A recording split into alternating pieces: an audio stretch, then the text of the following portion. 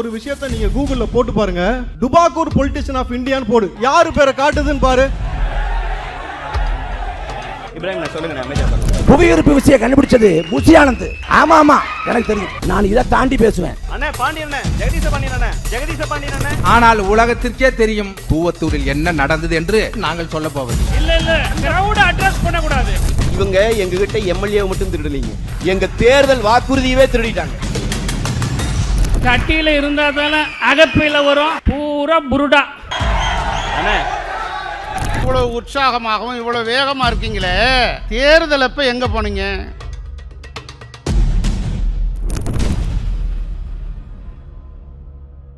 Dr. Srivamas Wellness presents the debates for the people, powered by Milky Mist. ஆயுர்வேதம் ஒரு பொக்கிஷம், நம் ஆயுள் நீட்டிக்கும் அற்புதம். டாக்டர் ஸ்ரீவர்மாஸ். இது என்ன பாயசத்துக்கா? இதுதாமா பாயசத்தோட secret. Sweet and condensed milk from Milky Mist. பார்த்தாலே தெரியுது, நல்ல சூப்பர் பாயசம். Sweet and condensed milk from Milky Mist. The debate நேயர்களுக்கு வணக்கம். ஃபார் த பீப்புள் நிகழ்ச்சிக்கு அனைவரையும் அன்போடு வரவேற்கிறேன். 1967 தமிழ்நாட்டில் திராவிட முன்னேற்ற கழகம் ஆட்சி பொறுப்பேற்ற பிறகாக தமிழ்நாடு அரசியல் ஒரு இருதுருவ அரசியலாக திமுக அதிமுகன்னு இரண்டு கட்சிகளும் மாறி மாறி ஆட்சி செய்யக்கூடிய ஒரு மாநிலமாக தமிழ்நாடு இருந்தது. ஆனால் அந்த 2026 தேர்தல் சற்றே வித்தியாசமானது. முதல் முறை சட்டப்பேரவை தேர்தலை எதிர்கொண்ட தமிழக வெற்றிக் கழகம் இந்த தேர்தலில் 108 இடங்களில் வெற்றி பெற்று தமிழ்நாட்டின் முதல்வராக விஜய் அவர்கள் பொறுப்பேற்றார். நம்ம பேசிட்டு இருக்க இந்த நாளில் சரியாக 94வது நாள் விஜய் முதல்வராக பொறுப்பேற்று தமிழ்நாட்டை ஆட்சி செஞ்சுட்டு இருக்கக்கூடிய நாள். மேபி இந்த வீடியோ போடும்போது 100வது நாள் விஜய் அவர்களின் ஆட்சியில் தமிழ்நாடு பார்த்துருக்கும். இந்த 100 நாட்களில் பல்வேறு மாற்றங்கள் தமிழ்நாட்டில் நடந்திருக்கு. தமிழ்நாடு அரசியல் கண்டிராத பல்வேறு விஷயங்கள் நடந்துட்டு இருக்கு. மாற்றத்தை பிரதிபலிக்கக்கூடிய ஒரு காலகட்டமாக, ஒரு அரசியலாக இந்த அரசியல் இருக்கு அப்படின்னு தமிழக வெற்றி கழகத்தின் சார்பாகவும் அந்த கூட்டணி அமைச்சரவையில் பங்கேற்றிருக்கக்கூடிய பலரும் பேசிட்டு இருக்காங்க. அதே நேரத்தில் எந்த விதமான மாற்றங்களும் நடக்கலை, வழக்கம் போல ஒரு அரசியல் தான் நடந்துட்டு இருக்கு. இந்த ஆட்சியிலும் பல்வேறு பிரச்சனைகள், ஏமாற்று வேலைகள் தான் நடந்துட்டு இருக்குன்னு எதிர்த்தரப்பினர் தொடர்ந்து தமிழக வெற்றி கழகத்தை பார்த்து அந்த கூட்டணி அமைச்சரவையை நோக்கி கேள்வி எழுப்பிட்டு இருக்கிறாங்க. இந்த சூழலில் தான் முதல்வர் விஜயின் 100 நாட்கள் ஆட்சி மாற்றமா ஏமாற்றமாங்கிற தலைப்பில் இன்றைய விவாதத்தை நம்ம முன்னெடுத்திருக்கிறோம். மாற்றம்னு பேசுவதற்காக நம்ம கூட தமிழ்நாடு அறிந்த பேச்சாளர் திருமிகு வைகை செல்வன் அவர்கள் தாவேகா சார்பாக பேச வருகை தந்திருக்கிறாங்க. தாவேகா தரப்பிலிருந்து ஜெகதீச பாண்டியன் அவர்கள், ராவுத்தர் இப்ராஹிம் அவர்கள் ஆகியோர் நம்மோடு இணைந்திருக்கிறாங்க. 100 நாள் விஜய் அவர்களின் ஆட்சி ஏமாற்றம் தான் அளிக்குது அப்படின்னு பேசுவதற்காக நம்மோடு திராவிட முன்னேற்ற கழகத்தின் முன்னாள் சட்டமன்ற உறுப்பினர் வழக்கறிஞர் பரந்தாமன் அவர்கள் இணைந்திருக்கிறார். பேராசிரியர் அண்ணா திராவிட முன்னேற்ற கழகத்தின் கல்யாணசுந்தரம் அவர்கள் இணைந்திருக்கிறார். நாம் தமிழர் கட்சியிலிருந்து திருமிகு இடும்பாவனம் கார்த்திக் இணைந்திருக்கிறார். தாவேக ஆட்சி எப்படி இருக்குன்னு உங்களுடைய பார்வையிலிருந்து உரையாற்றுவதற்காக இடும்பாவனம் கார்த்திக் அவர்களை அன்போடு மேடைக்கு அழைக்கிறேன். திமுக அதிமுகங்கிற இரண்டு கட்சிகள் 57 ஆண்டுகள் தமிழ்நாட்டை ஆண்டிருக்கிறது. 6 முறை திமுகவும் 7 முறை அதிமுகவும் ஆண்டிருக்கிறது. அந்த ஆட்சிக்கு பிறகு திமுக அதிமுக இல்லாத தாவேக ஆட்சி பொறுப்பேற்று 100 நாட்களை கடந்து விட்டது.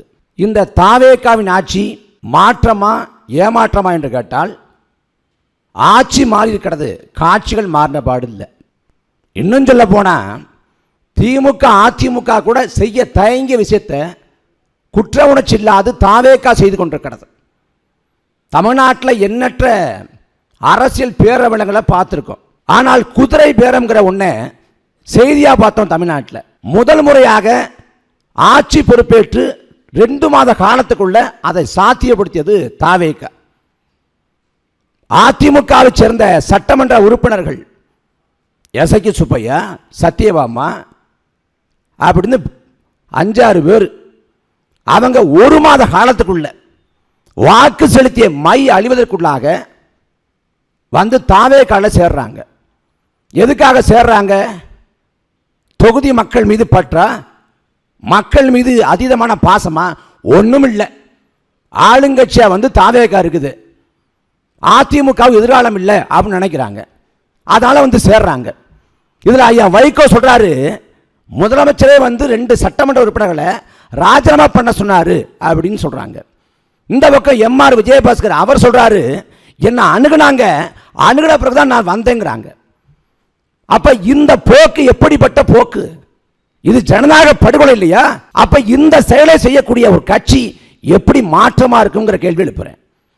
அப்புறம் அதிமுகவை ஊழல் சக்தி, ஊழல் கட்சின்னாங்க. எனக்கு அந்த கருத்துல மாற்று கருத்து இல்லை. அதிமுக ஊழல் சக்தி என்று சொல்லிவிட்டு தூய சக்தியாக தங்களை சொல்லிக் கொள்ற தாவேக என்ன செய்யுது? அதிமுக ஊழல் ஆட்சி, ஊழல் கட்சினா யார் ஊழல் செஞ்சதா சொல்றாங்க? எம்ஜிஆர் ஆட்சி மேல எரிசராய் ஊழல் குற்றச்சாட்டு வைக்கப்பட்டுச்சு. எம்ஜிஆர் ஊழல்வாதின்னு சொல்றாங்களா? இல்ல. எம்ஜிஆரை தாவேக ஏற்றுக்கொள்கிறது. ஜெயலலிதா அம்மையார் நிரூபிக்கப்பட்ட ஊழல் குற்றவாளி என்று சட்டம் சொல்லுது. சரி, ஜெயலலிதா அம்மையாரை சொல்றாங்களா? ஜெயலலிதா அம்மையாரை தாவேக உள்வாங்கிக் கொள்கிறது. அப்புறம் யார ஊழல்வாதின்னு சொல்றாங்க? எடப்பாடி பழனிசாமியோட 4 ஆண்டுகள் ஆட்சி.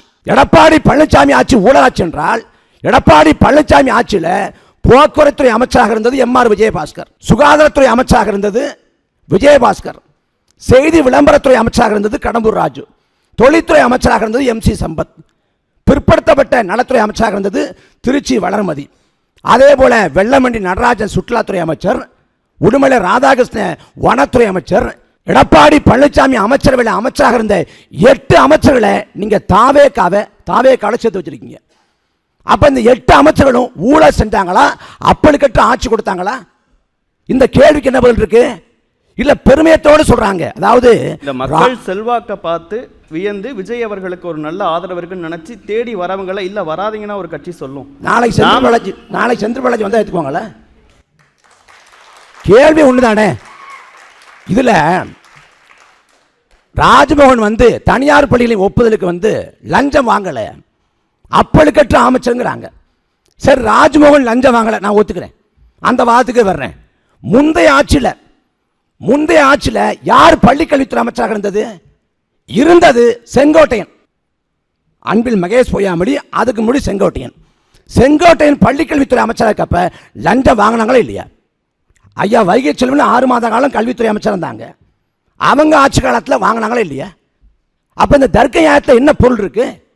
நீங்க தூய சக்திங்கிறீங்க, ஆனா பண்றது முழுக்க மோசடி. கரூர்ல பாதிக்கப்பட்ட 41 பேர் குடும்பத்துக்கு அரசு வேலை என்பது அதிகார முறைகேடு. ஆட்சிக்கு வந்தவன கூட நீங்க அறிவிக்கல. 2 மாத காலம் கழித்து கரூர்ல இடைத்தது வரப்போதுன்னு அறிவிக்கிறீங்க. 41 பேர் குடும்பத்தாருக்கு அரசு வேலைன்னு. அந்த குடும்பங்களுக்கு தலா 40 லட்சம் கொடுக்கப்பட்டு விட்டது. ஆனால் 40 லட்சம் கொடுக்கப்பட்டு விட்ட பிறகும் கூட இது போதுமானது இல்லை, அரசு வழங்குறீங்க. அம்மோனியா வாயு கசிவால 18 பெண்கள் இறந்து போனாங்க. அவங்க குடும்பத்துக்கு கொடுத்த தொகைங்கிறது ஒட்டு மொத்தமாக 2 லட்சம் தான். இதுல அரசு வேலை கொடுப்பது அதிகார முறைகேடுன்னு சொன்னா இல்ல பாதிக்கப்பட்ட மக்களை பத்தி நீங்க கவலைப்படுறதில்லைங்கிறாங்க. உங்களுக்கு செய்தி தெரியுமா? கரூர்ல அந்த நெரிசலுக்குள்ள சிக்கிக்கிட்டு காயம்பட்டவங்க 104 பேரும் சிகிச்சை பெற்று வீடு திரும்பினாங்க. அவங்களுக்கு தாவேக்கா சொல்லிச்சு 2 லட்சம், ஒருத்தருக்கு 2 லட்சம் தரோம்னாங்க. 11 மாசம் ஆயிடுச்சு, அடுத்த மாசம் ஓராண்டு வரப்போகுது. இது வரைக்கும் அந்த காயம்பட்ட 104 பேர்ல ஒருவருக்கு கூட 1 ரூபா காசு தாவேக்கா தரல. எனக்கு பணம் முக்கியம் இல்லை, சனம்தான் முக்கியம் அப்படின்னு விஜய் எதற்காக அவங்களுக்கான நிவாரணத்தை தரல? இதுதான் கேள்வி.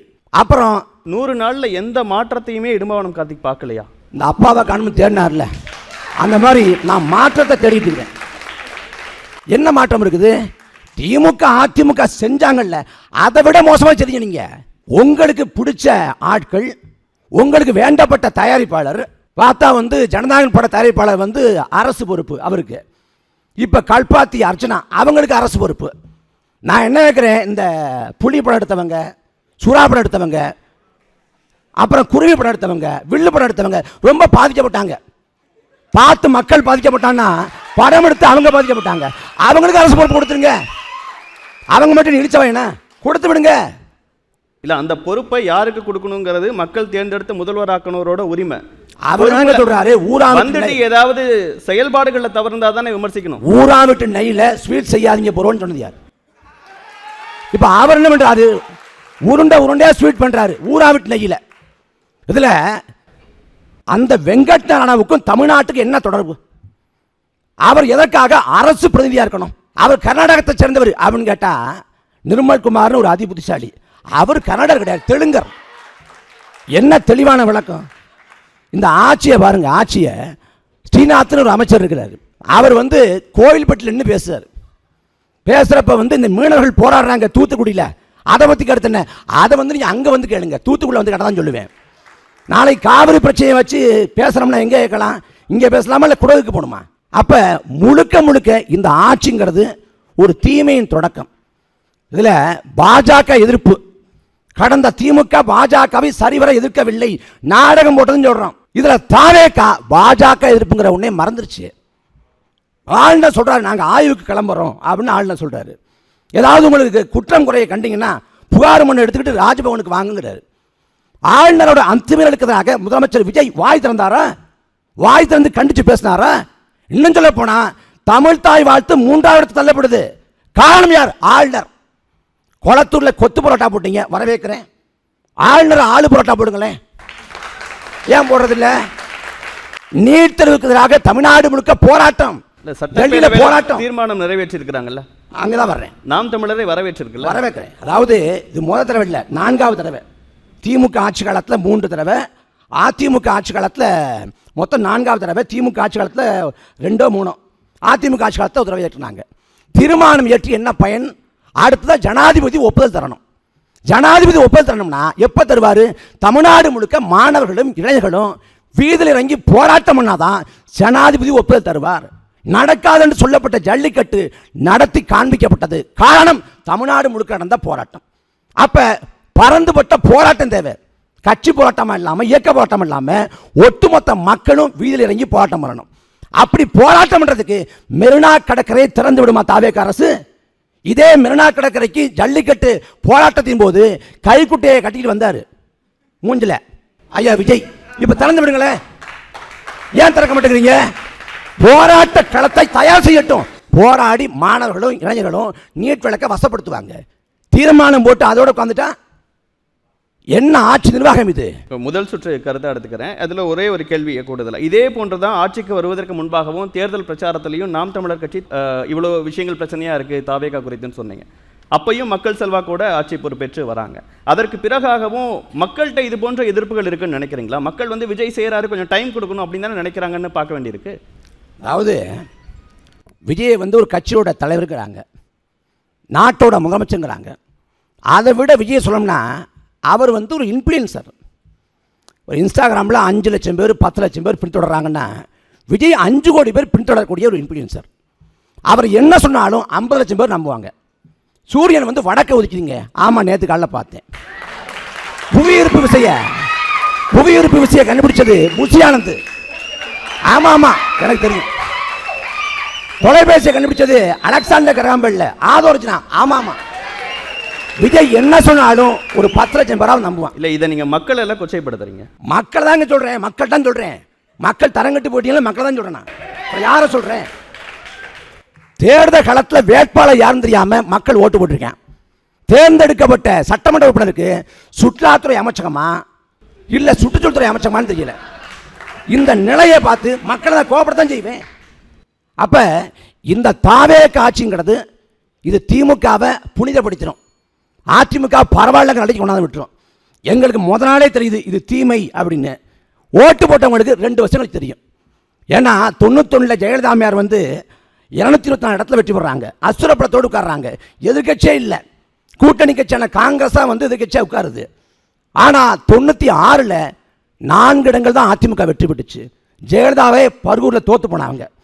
ஆணவம் அகம்பாவம் இதெல்லாம் தமிழ்நாடு பார்த்துச்சு. எதுக்கு எடுத்தாலும் கைது பண்ணுவோம், வழக்கு போடுவோம். போடுங்க, வழக்கு போடுங்க, கைது பண்ணுங்க. ஓகே, நாட்டு மக்கள் பார்க்குறாங்க. தேர்தல் வந்து 5 ஆண்டுக்கு ஒரு முறை வரும். தமிழ்நாட்டை பட்டா போட்டு எழுதி தரலை. அதனால் வாழ்க்கைங்கிறது வட்டம்னார்ல, அது விஜய்க்கும் புரியும், மக்களுக்கும் புரியும். புரிகிறப்ப உண்மையான மாற்றத்தை மக்கள் தேடுவாங்க, நாடுவாங்க. இந்த திரைமுகம் மக்களை விட்டு அம்பலப்படும். ஓகே, அடுத்தடுத்த சுற்றுகளில் பேசலாம். நன்றி கார்த்திக். இப்ராஹிம், இன்னும் கொஞ்ச நாளில் மக்கள் புரிஞ்சுப்பாங்க, அதற்கு பிறகு வருந்துவாங்க, அடுத்த தேர்தலில் எதிரொலிக்கும்னு சொல்லியிருக்கிறாரு. உங்களுடைய முதல் கட்ட கருத்து? தமிழ்நாட்டின் முதலமைச்சர் எங்கள் அன்புக்குரிய அண்ணன் தளபதி விஜய் அவர்களுடைய ஆசையோடு, எங்கள் பொதுச் செயலாளருடைய ஆசையோடு இந்த நிகழ்ச்சியை தொடங்குவோம். தம்பி இடும்பாவனன் கார்த்தி அவர்கள் சொன்னார், திமுக 6 முறை ஆட்சி அமைச்சிருக்கு, அதிமுக 7 முறை ஆட்சி அமைச்சிருக்கு, தாவேகா முதல் முறை வந்த உடனே சிஎம் ஆகி ஆட்சி அமைச்சிருக்கு. ஆனால் நாம் தமிழர் ஒரு நாள் என்கிட்ட சிக்குனாரு, ஒரு நாளும் சிக்காது. ஒரு நாளும் உங்ககிட்ட வந்து இந்த நாடு சிக்க போறதே கிடையாது. அது மட்டும் ஞாபகம் வச்சுக்கோங்க. இதுல விஜய் அவர்கள், தளபதி விஜய் அவர்கள் என்ன சொன்னாலும் மக்கள் நம்புவாங்கன்னா, ஆமா அவர் உண்மையை சொல்றாரு, நம்புவாங்க. நீங்க சொன்னீங்களே பாம்பு கடிச்சா அப்படியே நில்லு, அசையாத, விஷம் ஏறாது. ஒரு கட்டுவரியா பாம்பை கொண்டு வா, அப்புறம் கடிக்க விட்டு பார்ப்போம். இடும்பாவனை கடிக்க விடுவோம். விஷம் ஏறுதா இல்லையா, நீங்கள் அமைதியாக இருங்க, விஷம் ஏறுதா இல்லையான்னு பார்ப்போம். சார், அரிசியை விட சின்னதாக ஒரு தோட்டாவான். இப்போ எங்கள் மௌலானா வந்திருக்கிறாரு, அவர் காவல்துறையெல்லாம் வேலை செஞ்ச நபர்கள், பல நபர்கள் இங்கே இருக்கிறாங்க, உயர் காவல்துறை அதிகாரி இதை பார்ப்பீங்க. அரிசியை விட சின்ன தோட்டா எங்கேயாவது பார்த்துருக்கீங்களா? அப்படியே உள்ளே போகுமா, அப்படியே விரிஞ்சிருமா, அதுக்கப்புறம் பார்த்தீங்கன்னா அவங்க செத்துருவாங்களா. அவர் சுட்டு சுட்டு பழகினாராம், கடாஃபி வந்து அவருக்கு கற்றுக் கொடுத்தாராம். ஐயா, வைகோ அவர்கள் காட்டியது போல் ஒரு காணொலி காட்டுங்க. நீங்கள் வந்து அதிபரோட இருந்த காணொலி ஒன்று காட்டுங்க பார்ப்போம். உங்கள் அதிபரை காட்ட சொல்லுங்கள் பார்ப்போம். சார், ஒரு விஷயம் தான் சொல்கிறேன். எங்கள் அண்ணன் சொல்கிறாங்க, நம்புவார்னா உண்மையை சொல்கிறாரு, சத்தியத்தை சொல்கிறாரு, சாத்தியத்தை சொல்கிறாரு, மக்கள் நம்புகிறாங்க. அதனால தான் இன்றைக்கி அவரை முதலமைச்சராக உட்கார வச்சிருக்கிறாங்க. நான் போய் சொல்லலை. ஒரு விஷயத்தை நீங்கள் கூகுளில் போட்டு பாருங்கள். டுபாக்கூர் பொலிட்டிஷியன் ஆஃப் இந்தியான்னு போடு. திரு இப்ராஹிம். டுபாக்கூர் பொலிட்டிஷியன் ஆஃப் தமிழ்நாடுன்னு போடு. யாரு பேரை காட்டுதுன்னு பாரு. யாரு பேரை காட்டுது? அண்ணன் சீமான்னு காட்டும். சீமான்னு காட்டும். நீ பாரு. திரு இப்ராஹிம். போட்டு பாருயா, கூகுள்ல போட்டு பாரு. எமோஷன் ஆகாத. திரு இப்ராஹிம், நான் பேசுறது உங்களுக்கு கேட்கும்னு நினைக்கிறேன். நீங்க சொன்னதை நாங்க ஏத்துக்கிட்டோமா? இப்ராஹிம் சார், ஒரு நிமிஷம். கூகுள்ல வரதுதான் சார் நான் சொன்னேன். ஒரு நிமிஷம். நானா கூகுள்ல போய் ஃபீட் பண்ணேன். இப்ராஹிம் கூகுள்ல வருது. முடிச்சிட்டீங்களா? எங்கள் தலைவரை, எங்கள் தளபதியை இப்ராஹிம், நீங்கள் வந்து இவர் என்ன சொன்னாலும் நம்புவாரு அப்படின்னும் பொழுது நீங்கள் சொன்ன விஷயத்தை நான் சொல்றேன். இப்ராஹிம், சரி தம்பி. இப்ராஹிம், ஒரு நிமிஷம். எல்லாரும் சரி. இப்ராஹிம், கத்தி 10 நிமிஷத்துக்கு பிரயோஜனம் கிடையாது. ஒரு நிமிஷம். பேசும்போது நான் இங்க உட்கார்ந்திருக்கேன்னா கொஞ்சம் கேளுங்க. நீங்க ஆளும் கட்சி, உங்க சார்பா பேசுறதுக்கு அண்ணன் இருக்கிறாரு, இனும்பவன் அண்ணன் பேசுவாங்க, இந்த பக்கம் 3 பேர் இருக்காங்க. எல்லாரும் அங்கிருந்து பேசிட்டு இருந்தீங்கன்னா சரியா வராத நிகழ்ச்சி. கொஞ்ச நேரம் அமைதியா ஆரோக்கியமா இந்த விவாதத்தை கவனிங்க. அமைதியா இருங்க. இப்ராஹிம், ஆளுங்கட்சியின் சார்பா பேச வந்திருக்கிறீங்க. தாவேகா செஞ்ச 100 நாள்ல செஞ்ச மாற்றம் என்னன்னு பேசுங்க. துபாக்கூர் அந்த வார்த்தைகள்லாம் ஒரு மாண்புமிக்க இந்த மேடையில பேசாதீங்க. கருத்தியல் ரீதியா விவாதிங்க, கருத்தியல் ரீதியா குற்றச்சாட்டுகளை வைங்க. எங்க தலைவர், பார்வையாளர்கள் அமைதியா இருங்க. சரி, பேச முடியுங்க. எல்லாரும் பேச முடியுங்க, பேசுவோம். ஒன்றும் பிரச்சனை இல்லை, பேச முடியுங்க. அண்ணா அமைதியா இருக்கு சொல்லுங்க. நீங்க சொல்லுங்க. கார்த்தி அண்ணா அமைதியா இருக்கு சொல்லுங்க. ஐயா, இங்க பாருங்க. ஒரு நிமிஷம். அண்ணா, விக்கிபீடியால யார் வேணாலும் என்ன வேணாலும் போடலாம். இதெல்லாம் போட்டு இது ஒரு டாபிக்னு பேசக்கூடாது. விக்கிபீடியால சொல்லல சார், கூகுள்ல சொல்லுது. இல்லண்ணே, கருத்தியல் ரீதியா பேசுங்க. இது சரி, இது தப்புன்னு. சும்மா கூகுள்ல போட்டா அப்படி வரும்னா பேசாதீங்க. நீங்க வந்து ஆளுங்கட்சியின் பிரதிநிதியா வந்திருக்கீங்க. கருத்தியல் ரீதியா இது தப்புன்னு பேசுங்க. எடுத்தோடனே தாவேகா செஞ்ச விஷயங்கள் மாற்றம்னு பேசுங்க. அதற்கு பிறகு பேசு. பார்வையாளர்கள் அமைதியா இருங்கன்னு சொல்றேன்ல. உட்காருங்க. உங்க சார்பா இடும்பவன் பேசுவார் நினைக்கிறீங்களா இல்லையா? நீங்க பேசுங்க. எப்பயுமே ஒரு நிகழ்ச்சி ஒரு மாண்போட போகணும், நாகரிகமா போகணும். அதற்கேற்ற இடத்தை நீங்க ஏற்படுத்தி, அந்த மாண்பை நீங்க பேசுறதுக்கு முன்னாடி யோசிச்சிருக்கணும். ஒரு முதலமைச்சரை கொடுத்து நீங்க என்ன வேணா சொல்லுவீங்க சார். நல்லா யோசிச்சு பாருங்க. நீங்க சொல்லுங்க. தம்பி, அவருடைய தலைவர் சொன்னதை நீங்க நம்பலேன்னு சொல்லுங்க. துபாக்குங்கிற வார்த்தை என்ன வார்த்தை ஒரு அவையில? நான் பார்த்தேன், கூகுள்ல சொல்றேன் சார். எல்லாரும் கூகுள்ல ஒண்ணு பாப்பாங்க. அப்படி சொன்னா சரியா இருக்காது. பேசுங்க, பார்க்க சொல்லுங்க. பார்வையாளர்கள் அமைதியா இருங்க. கார்த்தி அண்ணா இருக்காரு, பேசுவார். நீங்க பேசுங்க இப்ராஹிம். சரி, இப்படி சத்தம் போட வேணாம். விவாதத்தை ஆரோக்கியமா ரசிங்க. ஒவ்வொருத்தங்களும் பேசுனீங்கன்னா விவாதம் இதுலயே போகும். பாயிண்டே வரல. பேசுங்க. சரி தம்பி, நாங்க சைலண்டா இருந்து ஆட்சியை பிடிச்சோம். இப்படி கத்தி கத்தி உட்கார்ந்தனாலதான் உங்களை எத்தி எத்தி விளையாண்டுட்டு இருக்க மக்கள். புரிஞ்சா? உங்களை எத்தி எத்தி மக்கள் வந்து ஓரங்கட்டி வச்சிருக்கிறாங்கன்னா என்ன காரணம் சார்? அண்ணா பேசுங்க. அண்ணா சொல்லுங்க. கார்த்தி அண்ணா நீங்க சொல்லுங்க. சரிப்பா, நீங்க ஆட்சிக்கு வந்துட்டு பேசுங்கப்பா. அண்ணா நீங்க நாம் தமிழர் ஆட்சிக்கு வந்துட்டு பேசு. இப்ராஹிம், நீ ஆட்சிக்கு வந்துட்டு பேசு. திரு இப்ராஹிம், வந்துட முடியுமா? திரு இப்ராஹிம், 15 வருஷமா மக்கள் உங்களை எங்க உட்கார வச்சிருக்காங்க? எந்த இடத்துல உட்கார வச்சிருக்காங்க? 15 வருஷமா கதை சொல்லி பாக்குற, ஊர் சுத்தி பாக்குற, என்னென்னமோ சொல்லி பாக்குற. இன்னும் திரு இப்ராஹிம், ஒரே ஒரு நிமிஷம்.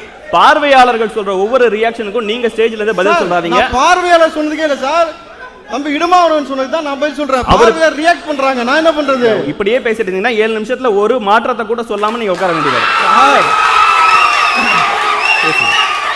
இதை பார்த்தீங்களா கொஞ்சம் பொறுமையா சார்? பொறுமையா அண்ணா நீங்க பேசுங்க அமைதியா வாங்க. கார்த்தி அண்ணா நீங்க தான் சொல்லணும்னா கொஞ்சம் சொல்லுங்க.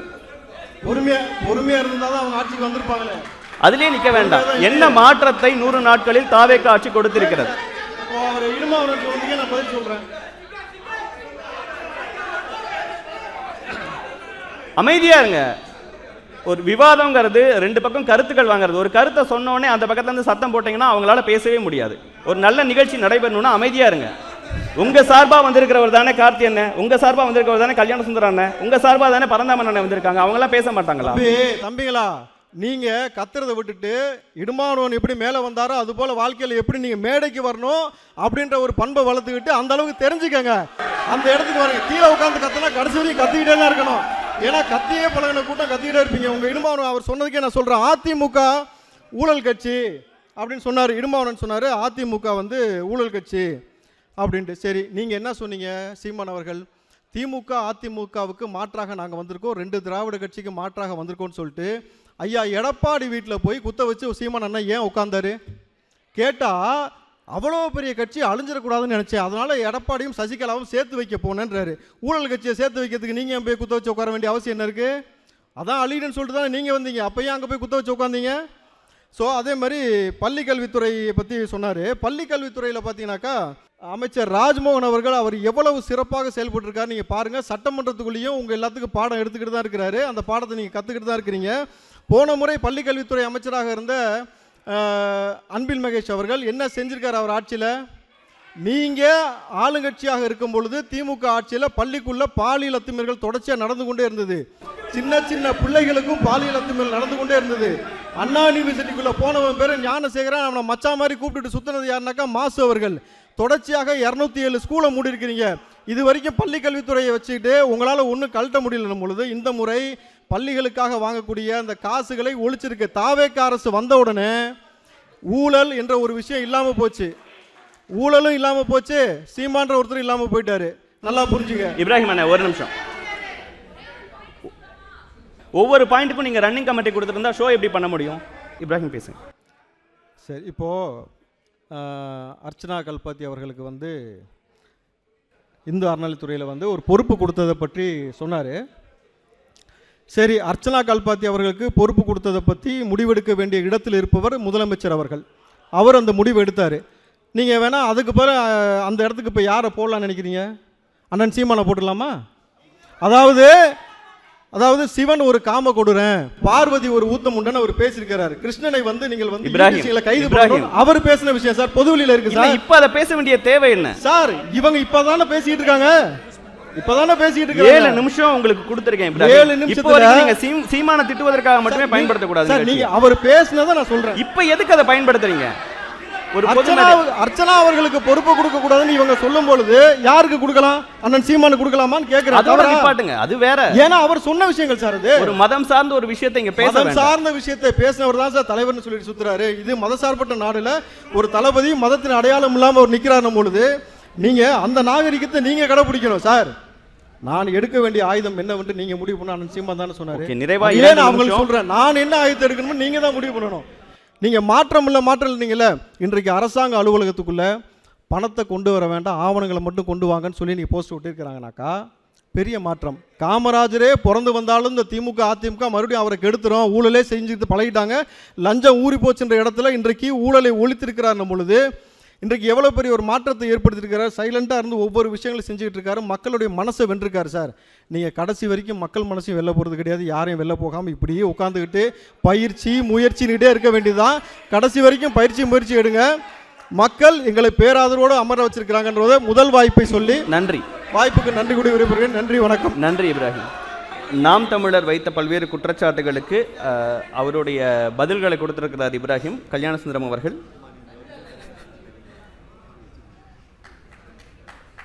சூடா இருக்கிறது. இப்ராஹிம் அண்ணனுக்கு டீ கொடுங்க. தாவேகாவினுடைய அரசு அமைவது என்பது மிகுந்த எதிர்பார்ப்போடு அமைக்கப்பட்ட அரசு. அதை நாங்கள் முதலில் ஏற்கிறோம். ஆனால் என்னவென்றால் மக்கள் முழுமையாக 118 இடங்கள் கொடுத்து அவர்களை ஆட்சி அமைக்க சொல்லவில்லை. மாறாக அது 108 இடங்களிலே இருந்தது. சரியாக சொன்னால் 107 இடங்கள் என்று வந்தால் பிறகு ஊடகவியலாளர்கள் நீங்கள் எல்லாம் சேர்ந்து ஒரே போர்டாக போட்டீர்கள், அவர்களுக்கு தானே அதிகமாக இருக்கிறது, எனவே அவர்கள் தானே ஆட்சி அமைக்க மக்கள் சொல்லி இருக்கிறார்கள் என்று சொன்னீர்கள். உண்மையில் மக்கள் அப்படி சொல்லவில்லை. மக்கள் சொன்னது குடியரசுத் தலைவர் ஆட்சி தான்.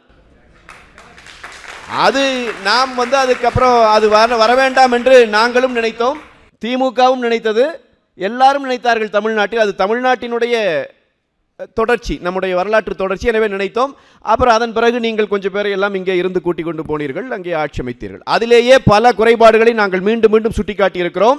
விடுதலை சிறுத்தைகள் கட்சிக்கோ, சிபிஐ சிபிஎம் கட்சிக்கோ, ஐயுஎம்எல் கட்சிக்கோ, காங்கிரஸ் கட்சிக்கோ விழுந்த ஒவ்வொரு வாக்கும் தாவேகாவிற்கு எதிரான வாக்குத்தான். அந்த வாக்குகளை பெற்று வந்தவர்களை நீங்கள் கூட்டி போனீர்கள். ஆனாலும் அதை நாங்கள் குறை சொல்லவில்லை. ஏன் குறை சொல்லவில்லை என்றால் அது சட்டப்படி பிழை இல்லை. எனவே நாங்கள் அதை குறை சொல்லல. சட்டப்படி பிழை இல்லை, அந்த கட்சிகளோட தான். எனக்கு முன்னாடி தம்பி குறிப்பிட்டதை போல அண்ணா திராவிட முன்னேற்ற கழகத்தில் நீங்கள் குதிரை பேரத்தையே நடத்தினீர்கள்.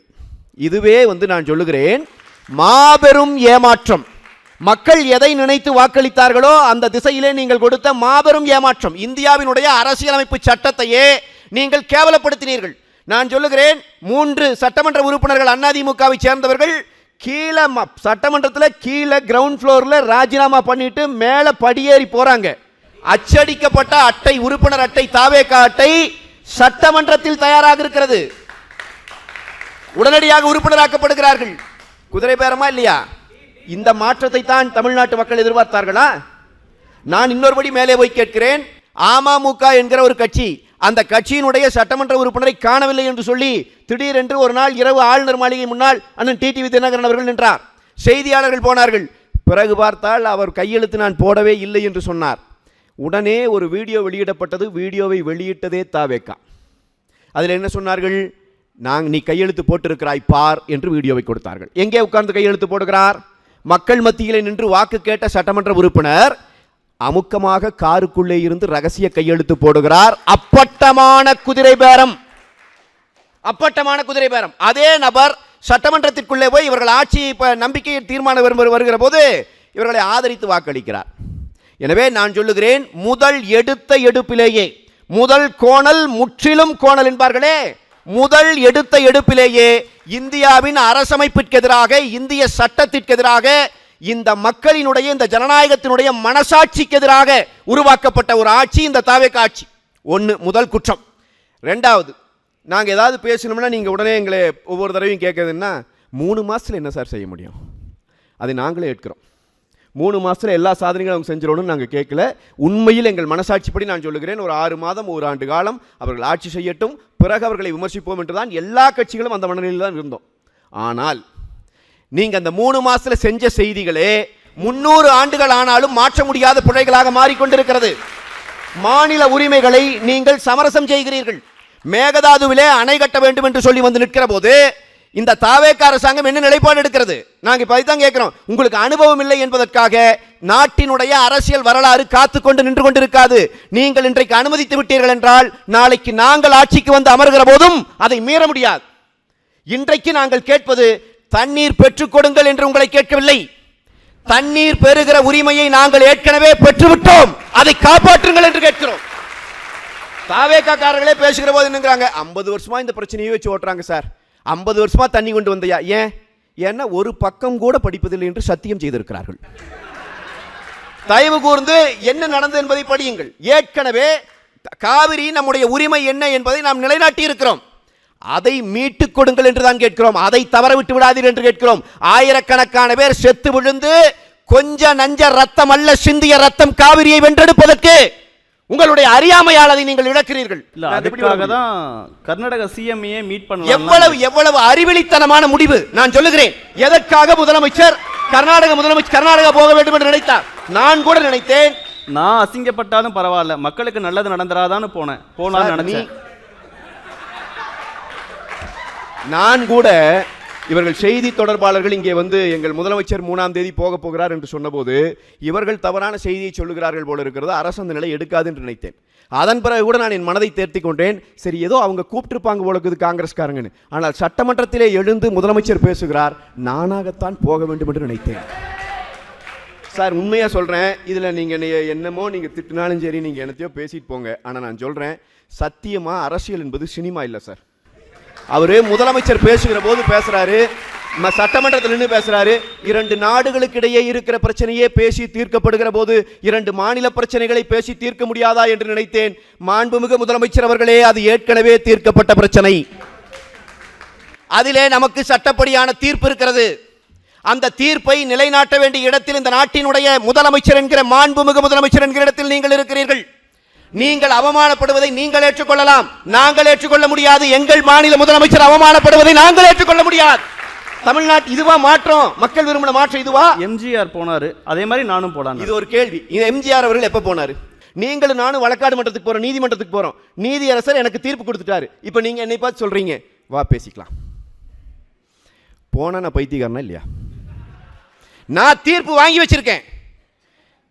அப்ப புரட்சி தலைவர் போனார் என்று சொன்னால் அன்னைக்கு இந்த வழக்குகள் வராத காலம், சுமூகமாக பேசுவதற்கான வாய்ப்புகள் இருந்த காலம்.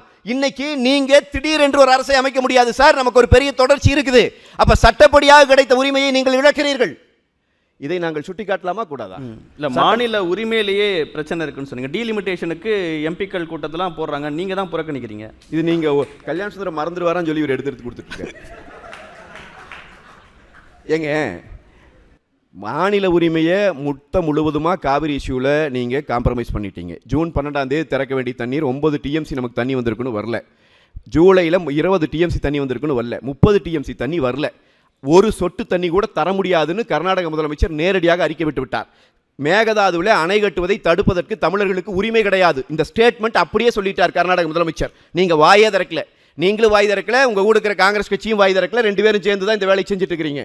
இப்போ டீலிமிட்டேஷனுக்கு நாங்கள் என்ன கேட்டோம்? இந்த காவிரி பிரச்சனையில் அனைத்து கட்சி கூட்டத்தை கூட்டுங்கன்னு கேட்டோம். அனைத்து கட்சி கூட்டத்தை கூட்டுறது மட்டுமல்ல, விவசாயிகளையும் விவசாய சங்கங்களையும் சேர்த்து கூப்பிடுங்கள் என்று புரட்சி தமிழர் எடப்பாடியார் கோரிக்கை வைத்தார். ஏன் சொன்னோம்? கடந்த காலங்களில் இது நடந்திருக்கிறது. அப்போ கூப்பிடுங்க, அடுத்தபடி சட்டப்படியே என்ன நடவடிக்கை எடுக்கணுங்கிறத பார்க்கலான்னு சொன்னால் அதுக்கு அனைத்து கட்சி கூட்ட மாட்டாங்க. ஏன் கூப்பிடல? அதுக்கு பதில் சொல்லுங்க. எனக்கு ஏன் அனைத்து கட்சி கூப்பிடலைங்கிறது பதில் சொல்லணும் இவங்க. ரெண்டாவது, இப்போ டீலிமிட்டேஷனுக்கு நாங்கள் அனைத்து கட்சியை கூப்பிட்டோம், இவர்கள் வரவில்லை. அனைத்து கட்சி கூட்டம் கூட்டப்பட வேண்டும் என்றால் யாரை கூப்பிட வேண்டும்? தலைவர்கள், கட்சி தலைவர்களுக்கு தானே அழைப்பு கொடுக்கணும். நீங்க குதிரை பேரம் செஞ்சு செஞ்சு செஞ்சு செஞ்சு உங்களுக்கு அது பழகிருச்சு. நீங்க நேரடியா கடிதமே யாருக்கு எழுதுறீங்க? எம்பி எழுதுறீங்க. எம்பி எப்படி சார் டெசிஷன் எடுப்பார்? எம்பி எப்படி சார் கட்சியினுடைய தலைமை இல்லாம, கட்சி கொறடா உத்தரவு இல்லாம எம்பி எப்படி சார் டெசிஷன் எடுத்தார்? அங்கே போய் குதிரை பேரம் ஆயிராதா? அவருடைய பதவி பறி போயிராதா? டீலிமிட்டேஷனுக்கு முதல்ல இப்ப என்ன ஸ்ட்ரக்சர் உங்க கையில் இருக்கா? என்ன வந்திருக்குன்னு தெரியுமா உங்களுக்கு? எதுக்கு இப்ப அனைத்து கட்சி கூட்டம்? எனக்கு புரியலையே. பிரச்சனை வந்துருச்சு, பிரச்சனை இருக்கு, இருக்கிற பிரச்சனைக்கு அனைத்து கட்சி கூட்டத்தை கூட்டுங்கிறோம், கேட்கவே இல்லை. டீலிமிட்டேஷன் என்ன இன்னும் ப்ரொபோசல் என்னன்னே தெரியல. அனைத்து கட்சி கூட்டம் கூட்டுறோம்னு எல்லா எம்பிக்கும் நீங்க கடிதம் எழுதுறீங்க. எம்பி எப்படி கலந்துக்க முடியும் அதுல? அப்ப உங்களுடைய நோக்கமே என்னவா இருக்கு? உங்களுடைய நோக்கமே பிழையாக இருக்கிறது. அதே போல் நான் சொல்லுகிறேன், இந்த நாடு எந்த திசை வழியில் போக வேண்டும் என்று மக்கள் ஒரு கனவு கண்டார்கள். அதனால்தான் ஒரு மாற்றம் வேண்டும் என்று கேட்டார்கள். உண்மைதான், 2 கட்சியும் வேண்டாம், இல்லாம இன்னொன்று ட்ரை பண்ணி பார்க்கலாங்கிற மக்கள் அந்த நிலைக்கு போனாங்க. நான் கேட்கிறேன், அந்த மாற்றம் கிடைத்திருக்கிறதா? இதே திரு விஜய் அவர்கள் அவர் பிரச்சாரம் செய்கிற போது, நாங்கள் ஆட்சிக்கு வந்தால், ஆட்சிக்கு வந்த அடுத்த நிமிடம் தொட்டு தமிழ்நாட்டில் இருக்கிற அனைத்து பேருந்துகளிலும் இலவசமாக பயணிக்கலாம் என்று பேசியது உண்மையா இல்லையா? அவருடைய வாக்குறுதியில் இருக்கிறதா இல்லையா? பட்ஜெட்ல இருக்கா? இவங்க எங்ககிட்ட எம்எல்ஏ மட்டும் திருடலீங்க, எங்க தேர்தல் வாக்குறுதியவே திருடிட்டாங்க.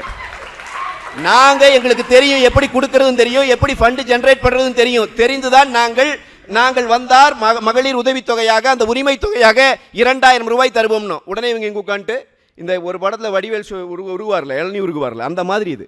நாங்கள் போட்ட உடனே இந்த பக்கம் இருந்து நாங்கள் வந்தால் 2500 தருவோம் சொன்னீர்களா இல்லையா? நாங்கள் ஆட்சிக்கு வந்தால் 3 சிலிண்டர்கள் ஒவ்வொரு குடும்பத்திற்கும் விலையில்லா சிலிண்டர்கள் இலவசமாக நாங்கள் தருவோம். அதிமுக நாங்க சொன்னது அதிமுக 3 சிலிண்டர்னோ, அடுத்த நாள் இவங்க தேர்தல் அறிக்கை 6 சிலிண்டர் தருவோம். படித்து முடித்து வேலை வாய்ப்பகத்திலே பதிவு செய்திருக்கிற இளைஞர்களுக்கு வேலை இல்லாமல் இருந்தார்கள் என்றால் அவர்களுக்கு உதவித்தொகை தருவோம், நாங்கள் 4000 தருவோம். அட எதை சொன்னாலும் இப்படியே பேசிவிட்டு இதில் ஏதாவது ஒன்று பட்ஜெட்டில் இருக்கிறதா? கொடுத்த 5 வருஷம் இருக்குல்ல, 100 நாளைக்குள்ள எல்லாத்தையும் எதிர்பார்க்க கூடாது. 20 விழுக்காடு வாக்குறுதி நிறைவேற்றப்பட வேண்டும் இல்லையா? 5 வருஷம் தானே உங்களுக்கு. முதல் வருஷ பட்ஜெட்டினுடைய எதிர்பார்ப்பிலாவது இதெல்லாம் இருந்திருக்கணும் இல்ல? தாய்மாமன் தங்க மோதிர திட்டம், அண்ணன் சீர், இதெல்லாம் வருது இல்ல? உண்மையிலேயே தினேஷ் ஏதோ வேலை செய்கிறார். நீங்க வேற ஏதாவது சொல்லாதீங்க. நான் தான் மறுபடியும் கேட்குறோம். இந்த தாய்மாமன் திட்டம்னு கொடுத்து அதுக்கு ஒரு 600 கோடி, கல்விக்கு இருக்கிற தொகையை குறைச்சிருக்கிறீங்க, உயர்கல்விக்கான ஒதுக்கப்பட்ட நிதியை குறைச்சிருக்கிறீங்க, எல்லாம் தாண்டி மூலதன செலவீடுகளில் 3000 கோடி குறைச்சிருக்கிறீங்க. வரவேற்கிறோன்னு எஸ்பி வேலுமணி அவர்கள் சொல்றாரு. கொஞ்சம் அம்மாவின் திட்டங்களை செய்யறாரு. எடப்பாடி பழனிசாமி அதிமுக சார்பாக தானே பேச கூப்பிட்டீங்க. இப்போ ஏடிஎம்கே எம்எல்ஏவா எஸ்பி வேலுமணி? எங்க பொதுச் செயலாளர் சொல்றதா என் கருத்து. அதிமுக கருத்து, எங்க பொதுச் செயலாளர் சொல்ற கருத்து அதிமுக கருத்து, அதுதான் என் கருத்து, அதுதான் கடைசியில் இருக்கிற அதிமுக தொண்டனின் கருத்து. அதைத்தான் நான் பேச முடியும். நான் பேசுவதிலே பிழை இருந்தால் நீங்க சுட்டி காட்டுங்க. நீங்க விரும்புகிற கருத்தை நான் சொல்ல முடியாது இல்லையா? நான் கேட்கிற கேள்வி என்னன்னா, உயர்கல்விக்கு கம்மி பண்ணி கல்வித்துறைக்கு ஒதுக்கப்பட்ட நிதியை குறைத்து இதெல்லாம் மூலதன செலவீடுகள் 3000 கோடி மூலதன செலவீடுகளை குறைச்சிருக்கிறீங்க. இது என்ன பட்ஜெட்? இது எதை நோக்கி, எந்த திசை வழியை காட்டுகிறது தமிழ்நாட்டிற்கு? இந்த இப்ப 10 லட்சம் கோடி கடன் இருக்கிறது என்று திரு விஜய் அவர்களும் பேசினார்கள், நாங்களும் பேசினோம், எல்லாரும் பேசினோம், எல்லாருக்கும் தெரியும். அதற்கு வட்டி கட்டணம்ங்கிறது தெரியும். இன்னைக்கு அந்த 10 லட்சம் கோடி கடனுக்கு நாங்கள் இப்பவே 21,000 கோடி இவங்க கடன் வாங்கிட்டாங்க. 21,000 கோடி கடன், அதுல 14,000 கோடி வட்டி கட்டி இருக்கோம்ங்கறாங்க. நான் கேட்கிறேன், வட்டி கட்ட வேண்டும், கடன் இருக்கிறது என்பது தெரிந்துதானே வருகிறீர்கள்? இந்த பட்ஜெட்ல இந்த கடனை குறைப்பதற்கு, இந்த வட்டியை கட்டுகிற வட்டியை குறைப்பதற்கு நீங்கள் எடுத்திருக்கிற ஒரே ஒரு திட்டத்தை சொல்லுங்கள். ஓகே, ஒரே நிமிஷம் முடிச்சிடுறேன். இந்த ஊழல் குற்றச்சாட்டுகள்னு சொல்லி அதே ஒரு இப்போ விஜயபாஸ்கர் அவர்கள் கரூர்லேருந்து போனார் இல்லைங்களா? கரூர் விஜயபாஸ்கர் மேலே தேர்தலில் முறைகேடு செய்து வென்று விட்டார்னு வழக்கு போட்டதே தாவேகாவினுடைய மாவட்ட செயலாளர். அவர் அங்கே போய் சேர்ந்த உடனே அந்த வழக்கை வாபஸ் வாங்கிட்டீங்க. நான் சொல்லுகிறேன், இதை எதிர்பார்த்து மக்கள் வாக்களித்தார்களா? இதுதான் மாற்றமா? டாஸ்மாக் கடைகளை மூடுவோம், குறைந்தபட்சம் நாங்கள் மதுவிலக்கு கொண்டு வருவோம். இன்னும் சொல்லுகிறோம், உங்களை போன்ற செய்தியாளர்கள் அந்த தாய்மார்கள் முன்னாடி கொண்டு போய் மைக்க வச்ச போது எத்தனை தாய்மார்கள், அவர்களுக்கு அரசியல் தெளிவு அதெல்லாம் தேவையே இல்லை. அந்த அம்மா என்ன சொன்னாங்க? ஐயோ, குடிக்க வச்சு இப்படி எல்லாம் நடந்துருச்சு, எங்க பையன் வந்துருவான், தளபதி வந்துருவாரு, வந்த பிறகு இந்த குடியெல்லாம் இல்லாம பண்ணிடுவாரு. அந்த தாய்மார்கள் கண்ணீர் விட்டது உண்மையா இல்லையா? அவர்கள் வாக்குறுதியிலே இல்லையே. அவர் மதுக்கடைகளை சொல்றீங்க, அவர்கள் மாற்றத்தை விரும்பினார்கள் என்பது உண்மையா இல்லையா? அவங்க வாக்குறுதி நான் சொல்லவே இல்லை. அந்த மக்கள் மாற்றத்தை விரும்பினார்கள். இதே ஆதவர்ஜுனா அவர்கள் தொலைக்காட்சி பேட்டியிலே கொடுக்கிற போது இந்த மதுவிலக்கு சம்பந்தமாக உங்கள் நிலைப்பாடு, கட்டாயம் எங்கள் நிலைப்பாடு மாறும், தனியார் மயப்படுத்துவோம் என்றே பேசிவிட்டு போனார் தேர்தலுக்கு முன்பே. சரிதானுங்களா? இப்படி இருந்த எதிர்பார்ப்புல இப்ப ஏற்கனவே டாஸ்மாகில் இருந்த வருமானத்தை விட இப்ப இந்த வருஷத்துக்கு எதிர்பார்ப்பு எவ்வளவு? வருமான கூடுதல் 56,000 கோடி இலக்கு வைத்திருக்கிறது இந்த அரசு. இந்த அரசினுடைய பினான்ஸ் செக்ரட்டரி பட்ஜெட் வர்ற அன்னைக்கு பேட்டி கொடுக்கிறார். இன்னும் 50 ஆண்டுகளுக்கு கடனை குறைக்க முடியாது, கடன் அதிகரிக்கத்தான் செய்யும். இந்த வார்த்தையை நீங்கள் தேர்தலுக்கு முந்தைய நாள் பேசியிருந்தால் இந்த மாற்றம் நடந்திருக்குமா என்பதை நீங்கள் சிந்திச்சு பாருங்க. எவ்வளவு பெரிய ஏமாற்றம்! நீங்க எங்கெல்லாம் டாஸ்மாக் கடையை மூடுனேன்னு சொல்றீங்களோ அதுக்கு பக்கத்திலேயே FL2 திறந்து விட்டுருக்கீங்க, 11 to 11 திறந்து விட்டுருக்கீங்க. மது விற்பனை அதிகரித்திருக்கிறது, அதனால் தான் உங்களுடைய டார்கெட் அதிகரிக்குது. ஆனா அமைச்சர் சொல்றாரு, ஊழலை குறைச்சங்காட்டி நாங்க அதிகப்படுத்திடுவோம். அப்படின்னா பட்ஜெட்ல பாடணும், இன்னைக்கு 10 ரூபாலாம் வாங்குறது இல்லைங்கிறாங்களே. அது அந்த பட்ஜெட்ல சொல்லியிருக்கணும். இப்ப 20 ரூபா வாங்குறாங்க, அது உண்மை, காணொலிகள் வெளியே வந்திருக்கு. நான் என்ன கேட்கிறேன், ஊழலை குறைத்துத்தான் நாங்கள் இந்த டாஸ்மாக் வருமானத்தை அதிகரிக்க போகிறோம் என்று அமைச்சர் நம்பினால் அதை அவர் கட்டாயமாக பட்ஜெட்டிலே தெளிவுபடுத்தி இருக்க வேண்டும். எந்த தெளிவும் இல்லை. நீங்க வேணா படிச்சு பாருங்க பட்ஜெட். நானும் சுத்தி அதுக்குள்ள பார்த்துட்டேன், எனக்கு தெரியல, யாராவது தெரிஞ்சவங்க எடுத்து சொல்லுங்க. அப்படின்னா மாநில உரிமைகளை இழந்திருக்கிறது, சட்டம் ஒழுங்கு சந்தி சிரிக்கிறது, அமைச்சர்களின் பெயரில் எல்லாம் சொல்ல முடியாத அளவிற்கு, வெளியே பேச முடியாத அளவிற்கு குற்றச்சாட்டுகள் ஆதாரப்பூர்வமாக வெளியிடப்படுகிறது. ஊழலை ஒழித்து விட்டோம் என்று சொல்லுகிறவர்கள் மீது அரசு வழக்கறிஞர்களை நியமிப்பதிலே மிகப்பெரிய ஊழல் நடந்திருக்கிறது என்கிற குற்றச்சாட்டை அவர்கள் கட்சிக்காரர்களை வைத்துக் கொண்டிருக்கிறார்கள். எனவே எந்தெந்த விஷயங்களை சொன்னார்களோ அதற்கு நேர் எதிர்த்த செயலை இவர்கள் பயணிக்க தொடங்கிவிட்டார்கள். சாதாரணமாக திரு விஜய் அவர்களை நம்பி, அவருடைய முகத்தை நம்பி, அந்த மனிதர் நமக்கான அண்ணன் என்று நினைத்து பின்னால் ஓடி என்னுடைய தம்பி தங்கைகளையும் அந்த சாதாரண மக்களையும் பச்சையாக வஞ்சித்துக் கொண்டிருக்கிறது தாவேகாவினுடைய இந்த அரசாங்கம். அந்த பிள்ளைகளும் ஒரு நாள் திரும்பி வருவார்கள் என்கிற நம்பிக்கையோடு முதல் சுற்றை நிறைவு செய்கிறேன். நன்றி திரு கல்யாணசுந்தரம். ஜெகதீச பாண்டியன் பல்வேறு குற்றச்சாட்டுகளை ஒரு அடைமழை மாதிரி பேசிட்டு போயிருக்கிறார். கீழேயும் மேலேயும் அமர்ந்திருக்கிற அனைவருக்கும் மாலை நேர வணக்கம். இந்த வாய்ப்பை எங்களுக்கு வழங்கிய மாண்புமிகு திரு ஜோசப் விஜய் அவர்களுக்கும், தாவேகா கழகத்தினுடைய ஆண் தாயாக விளங்கக்கூடிய அண்ணன் அமைச்சர் ஆனந்தன் அவர்களுக்கும் நன்றி தெரிவித்து, நீங்கள் சொல்கிற கருத்து என்னை காயப்படுத்தும் என்றாலும் கூட, என்னை அவமானப்படுத்தும் என்றாலும் கூட, அத்தகைய கருத்துரிமையை நீங்கள் பேசுவதற்கு பெற்று தருவதுதான் முதல் கருத்துரிமையின் ஆரம்ப புள்ளியாக வால்டோர் சொல்கிறான். ஆனால் கொஞ்சம் அமைதியா இருங்க. இவ்வளவு நேரம் அவர் தோற்பதினுடைய ஆனா ஒரே நிமிஷம் அண்ணே. விளைவாக விரக்தியாக இங்கே சத்தம் போட்டு கொண்டிருக்கிறீர்களே, இதுதான் பெரிய மாற்றம். கருத்து சொல்பவனே கருத்து சொல்ல விடாமல் இந்த சபையை அநாகரிகத்தினுடைய உச்சமாக ஒரு கருத்தை சொல்கிறோம் என்றால் அதை எழுதி எடுத்துக்கொண்டு நீங்கள் விரும்புகிற ஒரு கட்சியில் இருப்பவர்கள் சொல்வதற்குத்தான் இங்கே அமர்ந்திருக்கிறார்களே ஒழிய நீங்கள் சிரிப்பதற்கும் கருத்தை சொல்ல விடாமல் செய்வதற்கும் இது ஒன்றும் உங்கள் வீட்டு சபை கிடையாது. மக்கள் பார்க்கத்தான் போகிறார்கள். என்ன மாற்றம் செய்தது தாவேகா? என்ன மாற்றம் செய்தது? இந்த தலைப்பே முதலில் தவறு. மாற்றமா மாற்றமா ஏமாற்றமா என்று இருக்கக்கூடாது. மாற்றமா ஏற்றமா என்று இந்த தலைப்பை வைத்திருக்க வேண்டும். மாற்றம் என்றால் கெட்ட மாற்றமும் வரும், நல்ல மாற்றமும் வரும். ஆனால் தாவேகா ஆட்சி அமைத்தது இந்த தமிழகத்திற்கு ஏற்றம் என்றுதான் நான் பேச வந்திருக்கிறேன். யாருக்கு ஏமாற்றம்? யாருக்கு ஏமாற்றம்?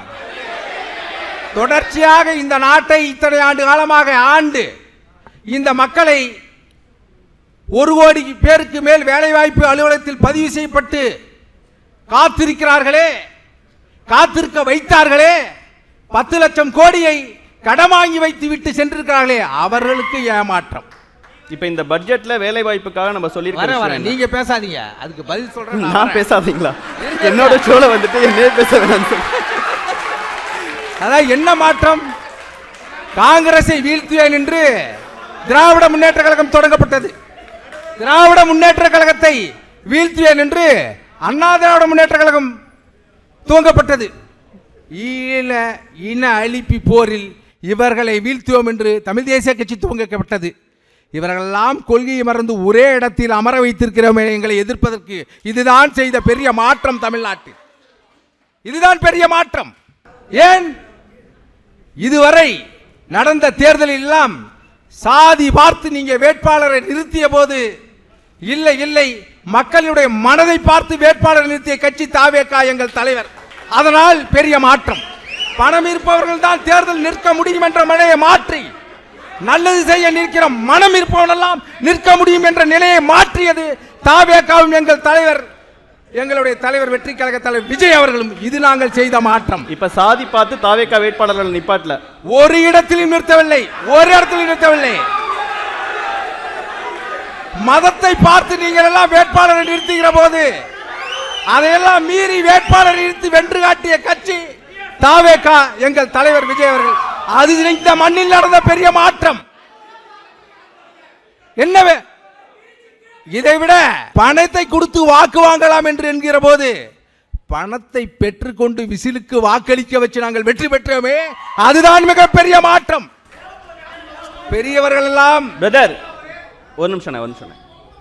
இவ்வளோ நேரம் கல்யாண சுந்தர பேசும்போது அமைதியா கேட்டீங்கல்ல, அவருடைய கட்சியின் கருத்தை ஆளுங்கட்சியின் கருத்தை பேசுறாரு. அங்கிருந்து ரன்னிங் கமிட்டி கொடுத்துட்டே இருக்க கூடாது. அதாவது பேசுறது உங்க கருத்தை அவரு பேச முடியாது. அவர் மாற்று கருத்து பேசுறாருன்னா அமைதியா கவனிங்க. அடுத்து வராரு பரந்தாமன் அண்ணன். இங்க யார் அதிகமாக சத்தம் போடுவார்களோ, யார் அமைதியாக இருப்பார்களோ என்பதற்கான விவாதம் இல்லை. இது மாற்றமா ஏமாற்றமா என்று கருத்து சொல்வதற்கான அரங்கம் இது. இதை கூட புரிந்து கொள்ளாமல் நீங்கள் தாவேகாவை குறை சொல்கிறீர்களே. முதலில் உங்கள் தோழர்களை அமைதியாக நடத்துவதற்கு முதலில் கற்றுக் கொடுங்கள். இதோ அமர்ந்திருக்கிறார்கள் தமிழக வெற்றி கழகத்துடைய தோழர்கள் எத்தனை பேரும். நீங்கள் உங்க கருத்தை சொல்லுங்கள். கருத்து சொல்ல விடாமல் இது போன்ற அராஜகம் செய்ததால் தான் மக்கள் உங்களை வீட்டுக்கு அனுப்பியிருக்கிறார்கள். அது எந்த கட்சியாக இருந்தாலும் சரி, மக்கள் பார்த்து கொண்டு தான் இருக்கிறார்கள். வெவ்வேறு கருத்தை கொள்கையை தாங்கியிருந்தாலும் கூட தன்னுடைய நேரத்தை செலவழித்து இந்த மக்களுக்கு ஏதாவது ஒரு நன்மை விளைவிக்க முடியுமா என்ற எண்ணத்தில் தான் ஒவ்வொருவரும் வெவ்வேறு கட்சியில் இருக்கிற மொழிய இதுபோல சண்டையிட்டு கொண்டு கருத்தை கேட்காமலேயே ஒவ்வொருவருக்கும் ஒரு கருத்து இருக்கும். அந்த கருத்துக்கு எதிர்கருத்து சொல்லுவதற்காகத்தான் இந்த மேடை அமைக்கப்பட்டிருக்கிறது. நாம் பலத்தை நிரூபிக்க வேண்டுமென்றால் நான் சொல்கிற வார்த்தை கூட இங்கே மேலும் ஒரு விவகாரத்தை கிளப்பிவிடக்கூடாது என்பதற்காக நான் அமைதியாக இருக்கிறேன். வேணா நீங்க பாயிண்டடா மாற்றம் என்ன? வேணாண்ணே, அது வேணாம். இந்த சலசலப்புக்கெல்லாம் அஞ்சுகிற ஆட்கள் கிடையாது தமிழக வெற்றி கழகத்தினுடைய ஆட்கள். எந்த நிலையும் எதிர்கொள்கிற அளவிற்குத்தான் நாங்கள் இருக்கிறோமே ஒழிய இந்த பூச்சாண்டி எல்லாம் காட்டிட்டு வேறங்க. புரியுதா? கருத்து சொன்னா கருத்து, அன்புனா அன்பு, அவ்வளவுதான். ஓகேண்ணே, பேசுங்க. பாயிண்டடா பேசுங்கண்ணே, பேசுங்கண்ணே. பாருங்க, இதெல்லாம் வேற எங்கேயாவது போய் வச்சு. கல்யாண சுந்தரம் அவர்கள், புரியுதா? இதெல்லாம் இங்க பயப்படுற ஆள் கிடையாது. அண்ணா பாண்டியண்ணே, எல்லாரும் அமைதியாயிட்டு நிகழ்ச்சியை கவனிக்க ஆரம்பிச்சிட்டாங்கண்ணே. மறுபடியும் பேச வேணாம். உன் எதிரி யாரை பார்த்து அச்சம் கொள்கிறானே அவனே தலைவன். இங்க இருக்க தமிழகத்தில் இருக்கிறவெல்லாம் அச்சம் கொள்கிற ஒரே தலைவன் எங்கள் தமிழக வெற்றி கழகத்துடைய வெற்றி தலைவர் விஜய். தமிழக வெற்றி கழகம் கட்சி. ஆனா இந்த அதனால்தான் பல்வேறு குற்றச்சாட்டுகளை கல்யாண சுந்தரம் வச்சிருந்தாரு. குதிரை பேரம், மாநில உரிமைகள் சொல்றேன். நின்னுட்டு இருக்கக்கூடிய பார்வையாளர்கள் அவங்க இடத்துல உட்காருங்க.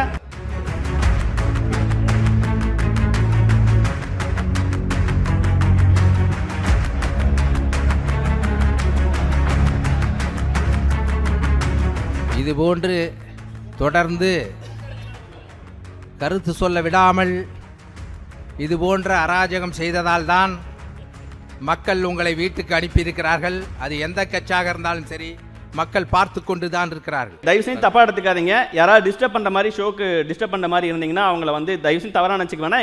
எங்க நிகழ்ச்சி ஒருங்கிணைப்பாளர்கள் வெளியே அனுப்புவாங்க. அந்த இடத்துக்கு நீங்க கொண்டு போயிடாதீங்க. அமைதியா நிகழ்ச்சியை கவனிங்க. சட்டமன்றத்திலேயே எங்கள் தலைவர் சொன்னார், நாங்கள் குதிரை பேரம் நடத்துகிற கட்சி அல்ல, குதிரை வேகத்தில் செயல்படுகிற கட்சி என்று. இதற்கு மேல் என்ன நிரூபிக்க வேண்டும்? ஆனால் உலகத்திற்கே தெரியும், முழுமையாக 5 ஆண்டுகள் ஜெயலலிதா அவர்கள் ஆட்சி செய்த பிறகு எடப்பாடியார் தலைமையில் கூவத்தூரில் என்ன நடந்தது என்று இந்த உலகத்திற்கே தெரியும். அது என்ன பேரம் என்று நாங்கள் சொல்ல போவதில்லை. ஏனென்றால் நாங்கள் அரசியல் பேச வந்தவர்கள், கருத்தை பேச வந்தவர்கள். நடந்ததே வாசியம் ஓனரோடு சேர்ந்து கொண்டு உலகத்திலே ஐயா பீச் பட்நாயக்கி இருக்கும்போது அண்ணன் பரந்தாமன் அவர்களுக்கு தெரியும், அதிமுகவையும் திமுகவையும் சேர்த்து வைப்பதற்கு அப்பொழுது ஒரு பேச்சுவார்த்தை நடந்தது. அப்போது கூட முடியவில்லை.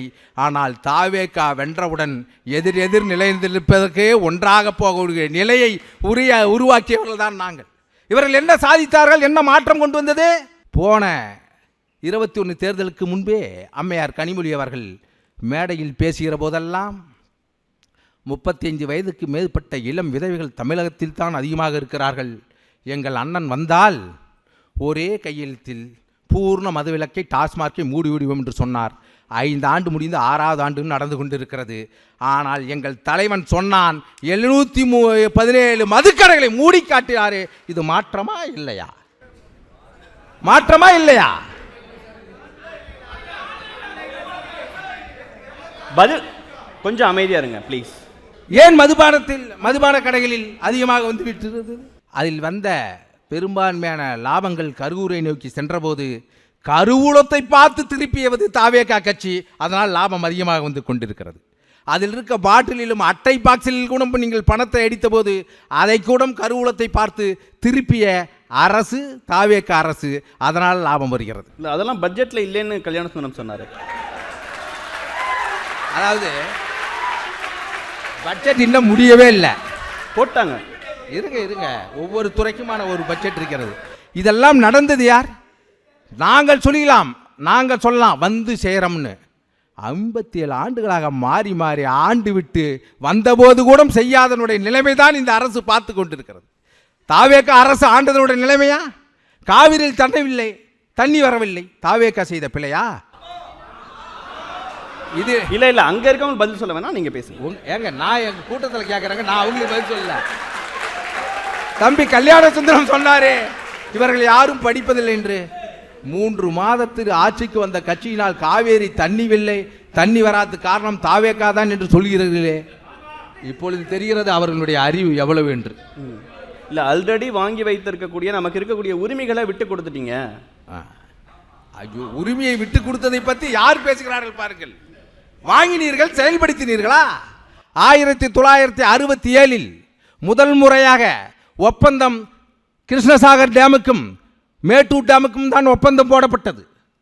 அதற்கு பிறகு 50 ஆண்டுகளுக்கு பிறகு அதை புதுப்பித்துக் கொள்ளலாம் என்கிற போது கிருஷ்ணசாகர் டேமுக்கு மேலாக ஹேமாவதி அணையை கட்டுகிற போது இங்கு பொதுப்பணித்துறை அமைச்சர் கலைஞர் அவர்கள். அதை தடுக்காதது யார்? தாவேக்காவா? ரொம்ப சரி, இப்படியே நீங்கள் இருங்கள், அப்பொழுதுதான் தொடர்ந்து தாவேக்கா அரசு ஆட்சி செய்யும். உங்களை நான் கையெழுத்து. ஓகே, நிறைவா ஒரு நிமிஷத்துல எனக்கு பேசவே நேரம் கொடுக்கலையேங்க. என்னன்னா துவங்கவே இல்லை, வார்ம் அப்லயே இந்த இதுவா? சரி, சீக்கிரமா வார்ம் அப் முடிச்சுட்டு பேட்டிங் ஆட ஆரம்பிங்க. அப்பொழுது ஐயா அவர்கள் சட்டசபையில் பேசியது என்ன பேசினார்? ஏன் உரிமையை இவங்க சொல்றாங்க, தமிழக உரிமையை பெற்று தருவதுதான் அன்னைக்கு பேசுகிறார் பாருங்க. 6/3/1970 ஹேமாவதி அணை கட்டப்படவே கூடாது என்பது நம்முடைய அரசியல் வாதம் அல்ல. ஹேமாவதி அணை கட்டுவதில் நமக்கு எந்த விதமான தடையும் இல்லை என்று 1970 பேசியது யார்? இருக்கிறது எல்லாம் சட்டசபையில் இருக்கு, போய் படிங்க. இன்னும் அந்த ஆர்டரே எடுத்துட்டு வந்துருங்க, அதை அடுத்த சுற்றில் நீங்க சொல்லும் போது எடுத்து படிக்கிறேன். கச்சத்தீவை விட்டு கொடுத்தது யார் சொல்லுங்க? ஏன்னா அண்ணன் தெரியும், பரந்தாம அண்ணனுக்கு, அவரெல்லாம் முரசொலி படித்து விட்டு திமுக காரர்களாக வந்தவர். நீங்க எல்லாம் உதயாநிதியை பார்த்து விட்டு திமுக வந்தவர்கள், அப்படித்தான் பேசுவீர்கள். ஏன்னா முரசொலி படித்த திராவிட முன்னேற்ற கழகம் இல்லை. தலைவர் பேசவே மாட்டுகிறாரு. இவங்களுக்கு ஒரே நாள் தான் பேசினார் சட்டசபையில். குறுவை சாகுபடிக்கான உரிமை தொகையை கொடுக்கவில்லை என்கிற போது அதெல்லாம் அறிவித்து விட்டோம், தயவு செய்து செய்தித்தாளை படிங்கள் என்று சொன்னார். ஒரே முறை தான் பேசினார். எப்பொழுது பார்த்தாலும் எங்கு பார்த்தாலும் எவனை பார்த்தாலும் பேசுபவன் தலைவன் அல்ல, அவன் பைத்தியக்காரன். தேவையான இடத்தில் தேவையானவனை பேச வைத்து அனைவரையும் பேச வைத்து அழகு பார்ப்பவன் தான் தலைவன். கரூர் விஷயத்தை பேசினீர்களே, எங்கள் தலைவர் கட்சி ஆரம்பிப்பதற்கு முன்பாகவே தம்பி பேசினாரே, அவர் தலைவர் என்ன சொன்னார்? ஆனந்தவிடலில் அவர் புகைப்படத்தை காட்டப்பட்ட போது, தம்பி வந்தா நான் துணை முதல்வர் பொறுப்பு கொடுத்தேன் என்று சொன்னீர்களே, கொள்கை என்ன என்று தெரியாத போதே அவரை துணை முதல்வர் ஆக்க பார்த்தீர்களே, அப்பொழுது உங்களுக்கு தெரியவில்லையா?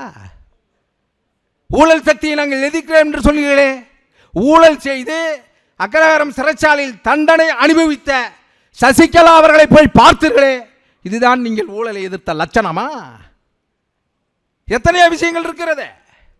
கரூரில் இறந்த பிறகு மலைகளில் மாநாடு தருமபுரியிலே நீங்கள் நடத்தி கொண்டிருக்கிற போது மறுநாளே அங்கே போய் சென்று, ஏன் தம்பி வரவில்லை? எங்கள் தலைவர் காவல்துறையால் அப்புறப்படுத்தப்பட்டார். அப்பொழுது சொன்னீர்களே, தம்பி வரவில்லை என்றால் என்ன, அண்ணன் வந்திருக்கிறேன் என்று சொன்னீர்களே, அப்பொழுது தெரியவில்லையா? ஆனால் ஓட்டு போட்ட மக்களை, ஓகே, இவர் பேசுவது கூட சொன்னார் மக்களைத்தான் சொல்கிறேன் என்று. மக்கள் சரியான முடிவை தான் எடுத்தார். 1,72,00,000 மக்கள் அளித்த தீர்ப்பை நீங்கள் வாக்களித்தவர்களை தலைவனா நடிகனா என்று தெரியாத தருதலைகள் என்று சொல்கிறீர்களே. மக்களை பார்த்து குற்றம் சொல்கிற அனைவருக்கும் மக்கள் பாடத்தை உங்களுக்கு கற்றுக்கொண்டே இருப்பார்கள். தொடர்ச்சியாக தமிழக வெற்றி கழகம் தொடர்ச்சியாக ஆண்டு கொண்டே இருக்கும் என்று நான் பதிவு செய்து விட்டு நன்றி. முதல் சுற்று கருத்தை எடுத்துக்கிறேன். திரு பரந்தாமன் அவர்கள், உங்களுடைய முதல் சுற்று.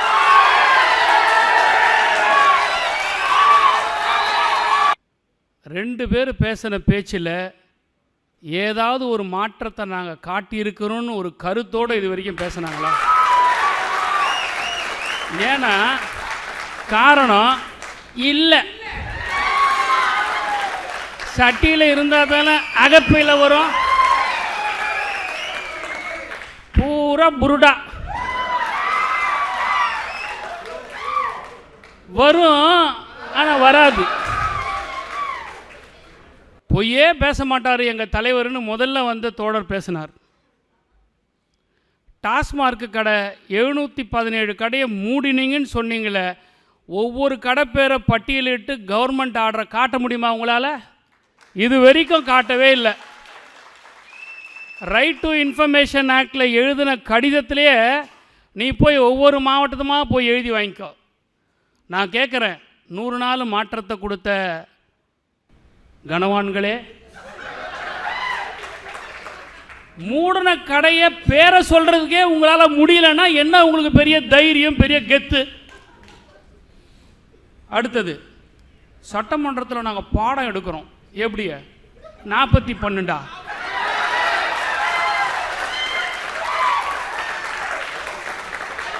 ஒருத்தரோட ஸ்லாங்கை கிண்டல் பண்ணாதீங்க, அதுதான் என்னுடைய மொழின்னு சொல்றாரு அமைச்சர்.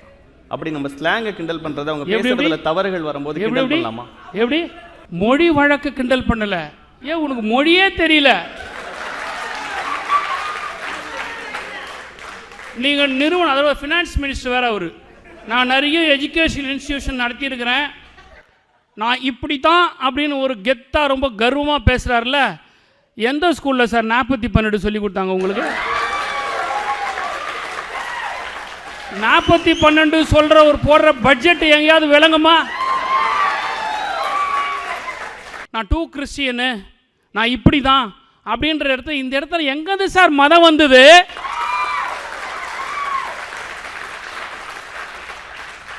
ட்ரூ கிறிஸ்டியன் அன்பை போதிச்சிருந்தா அந்த இடத்துல மைக்க அண்ணே நம்ம மைக்குக்கு எதாவது ஆகிட போதுண்ணே. ஒன்றும் ஆகாது, ஏன்னா நாங்கள் இருக்கிறோம். ஏங்க உமரு புலவர் எத்தனை கிறித்துவ இயக்கத்தில் மதத்தில் இருந்த மாபெரும் வீரமா முனிவர்கள் எல்லாம் இந்த தமிழ் சமூகத்திற்கு பணியாற்றியிருக்கிறார்கள். இதையெல்லாம் கூடமா தெரியாது இந்த மரிய வில்சன் நிதித்துறை அமைச்சருக்கு? அதனால தான் சொல்கிறோம், 2 பேர் வந்து பேசுனீங்களே, எவ்வளோ நேரம் கொடுத்துருக்காங்க உங்களுக்கு மக்கள் மத்தியில். சும்மா எடுத்து அடுக்க வேண்டிய தேவையில்ல. 100 நாளில் நான் செஞ்சேன்னு உங்களுக்கும் இல்லை, சட்டமன்றத்தில் உங்கள் மந்திரிகளும் கிடையாது. கல்யாண சுந்தரம் பேசும்போது ஒன்று சொன்னார் தோழர், ஏடிஎம்கேனுடைய தேர்தல் அறிக்கையை அப்படியே கட் அண்ட் காப்பி பேஸ்ட் பண்ணாங்கன்னு சொன்னார் நம்ம சகோதரர். ஏன்பா தேர்தல் அறிக்கையை மட்டுமா cut and paste copy paste பண்ணாங்க? திமுகவுடைய நிதிநிலை அறிக்கையை தான் மறுபடியுமே வாசிச்சிருக்கிறாரு இந்த அமைச்சர்ல. என்ன ஒன்று, எல்லாத்துக்கும் முன்னாடி ஒரு வெற்றின்னு போட்டுக்கிட்டாரு. குதிரை பேரம் ஆட்சி இல்லை எங்கள் ஆட்சி, குதிரை வேகத்தில் நடக்கிற ஆட்சின்னு சொன்னாரே உங்களுடைய முதலமைச்சர். உண்மைதான், குதிரை வேகத்தில் குதிரை பேரத்தை செஞ்சீங்க நீங்கள். நம்மளுடைய சகோதரர்கள்லாம் பேசும்போது மையா காயறதுக்குள்ளவே வந்து எல்லாரையும் தூக்குனாங்கல்ல, அந்த குதிரை வேகத்தில் நீங்கள் குதிரை பேரம் ஆட்சி செய்கிறீங்கன்னு சொன்னோம். சகோதரி கனிமொழியை பற்றி ஒரு பேசினார் சகோதரர். பூரண மதுவிலக்கை எங்களுடைய ஆட்சி வந்தவுடனே கொண்டு வந்துடுவோம் அப்படின்னு சொல்லிட்டாங்க. 5 வருஷம் ஆட்சியில் நீங்கள் வந்து ஒன்றுமே செய்யலைன்னு. ஒன்று அரசியல் தெரியணும் உங்களுக்கு, இல்லைன்னா வரலாறு தெரியணும் உங்களுக்கு. அரசியல் தெரியலங்கிறதுக்கு என்னன்னா, நாங்கள் பேசுறது 2006 தேர்தலில் எங்களுடைய வாக்குறுதியை ஜனங்க ஏற்றுக்கலை. பூரண மதுவிலக்கு நம்ம சொன்னோம், அம்மையார் படிப்படியாக குறைக்கிறேன்னு சொன்னாங்க. ஜனங்க படிப்படியாக குறைக்கிறத ஒத்துக்கிட்டு அம்மையாரை உட்கார வச்சாங்க. பூரண மதுவிலக்கு சொன்ன திமுகவை ஆட்சியில் உட்கார வைக்கல. அரசியல் தெரியல, வரலாறு தெரியணும். நீங்கள் வந்து காவிரி நதிநீர் பிரச்சனை பற்றிலாம் வந்து 70 இதை சொன்னாங்க, 74 அதை சொன்னாங்க, இப்படிலாம் சொல்கிறீங்களே. இந்த காவிரி நதிநீர் ஆணையத்திற்கு வந்து ஒரு தீர்ப்பாயத்தை கொண்டு வந்தது யாருன்னு தெரியுமா? இவ்வளோ தூரம் பேசுகிறீங்களே.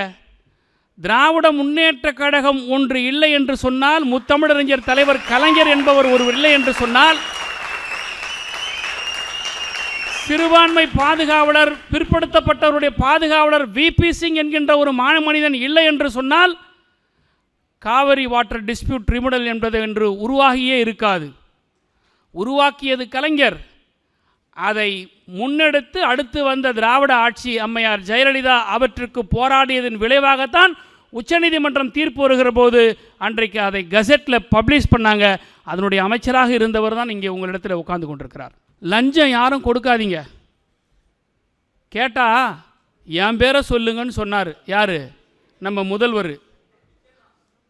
அரசு வக்கீலுங்களை போடுறதுக்கு லஞ்சம் வாங்குறாங்கன்னு சொல்கிற அந்த கட்சிக்காரன் சொன்னதே கட்சி விட்டு தூக்குறீங்க. நீங்கள்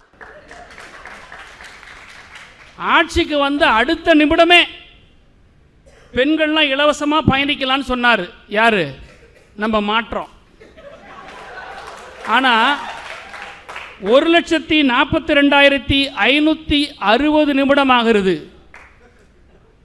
இன்னும் உங்களுக்கு அடுத்த நிமிடம் கிடைக்கல. அனிதா வீட்டுக்கு போவீங்க, நீட்டு போராட்டத்தை முடக்குவீங்க. பெரியார் திடலுக்கு போவீங்க, திராவிட கழகத்தினுடைய பரப்புரைக்கு தடை செய்வீங்க. உயிரே போனாலும் விவசாயத்தை விட்டுடாதீங்க அப்படின்னு வசனம் பேசுவீங்க. ஆனா விவசாயி உயிர் போற அளவுக்கு கத்துறான், காவேரியில தண்ணி கொண்டாங்கடா அப்படின்றான், காது கேட்காது உங்களுக்கு. அண்ணா ஹசாரே உண்ணாவிரதம் போராட்டம் நடத்தினார், எல்லாருக்கும் தெரியுமா? 2011 அங்கே போய் உக்காந்தார் உங்கள் அண்ணன். அதே ஜந்தர் மந்திரில் இளைஞர் படை துடிப்பு மிக்க இளைஞர்கள் அதே நீட்டுக்காக உட்கார்ந்தார். எங்கே போனார் உங்கள் அண்ணன்? ஏதோ மக்கள் ஓட்டு போட்டுட்டாங்க, நம்ம வந்துட்டோம், ஒரு மாற்றத்தை ஏற்படுத்தி கொடுத்துருக்குறாங்கன்னு சொல்லிட்டு நாமெல்லாம் வந்து வேடிக்கை பார்த்துட்டு இருக்கக்கூடாது. நமக்கு தூரம் இருந்த பாரதிய ஜனதா கட்சி என்கின்ற ஒரு ஆபத்து, ஆர்எஸ்எஸ் சங் பரிவாருடைய ஆபத்து இன்றைக்கு தாவேகானுடைய வடிவிலே தமிழ்நாட்டுக்குள்ளே வந்து குந்திக்கிச்சு. காமராஜருடைய பாஷையில் சொல்ல போனால் எப்படி மெட்ரோ நிலையங்களை மூடுறாரு மோடி, மெரினா கடற்கரையை மூடுறாரு டிவிகே தலைவர். தாவேகானுடைய கட்சி கொடி என்ன கலரு? சிவப்பும் மஞ்சளும், ரெண்டுத்தையும் நீங்கள் பெயிண்ட் காம்பினேஷன் போடலாம் காவி.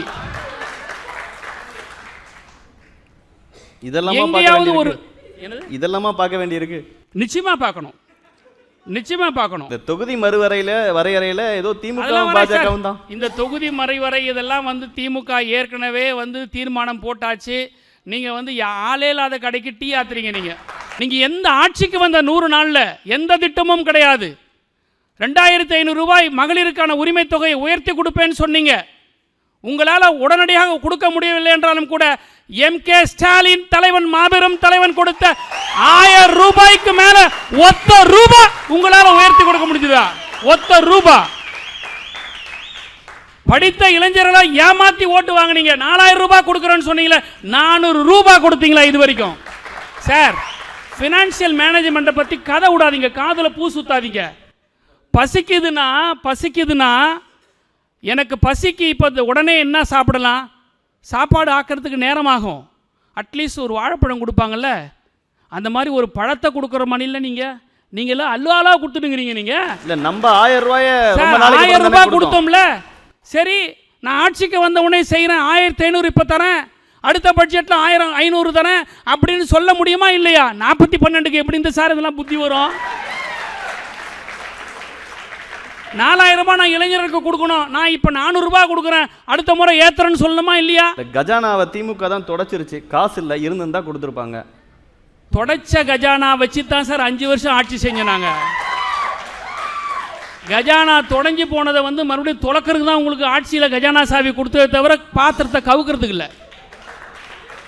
செய்தித்தாள படிக்கணுமா? யாரு நமக்கு இவங்க சொல்லி கொடுக்குறாங்க.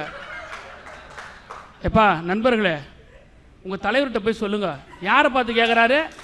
என் தலைவனை பார்த்து கேட்குறாரு, செய்தித்தாளை படிங்கன்னு. செய்தித்தாளையே அச்சடிச்சு தமிழ்நாட்டில் பகுத்தறிவை பரப்பின குடும்பம் நாங்கள். 14 வயசுல முரசொலி கைப்பிரதிய கையில் எழுதி தெரு தெருவாக கொண்டு போய் சேர்த்த தலைவனின் பேரன் அண்ணன் உதயநிதி ஸ்டாலின். எமர்ஜென்சி காலத்தில் இந்திரா காந்தி அவர்கள் முரசொலியை தடை செய்த போது அண்ணா சாலையில் முரசொலியை தெரு தெருவாக வீதி வீதியாக கொண்டு சேர்த்த முத்தமிழறிஞர் கலைஞரின் பேரன் எங்களுடைய உதயநிதி ஸ்டாலின்.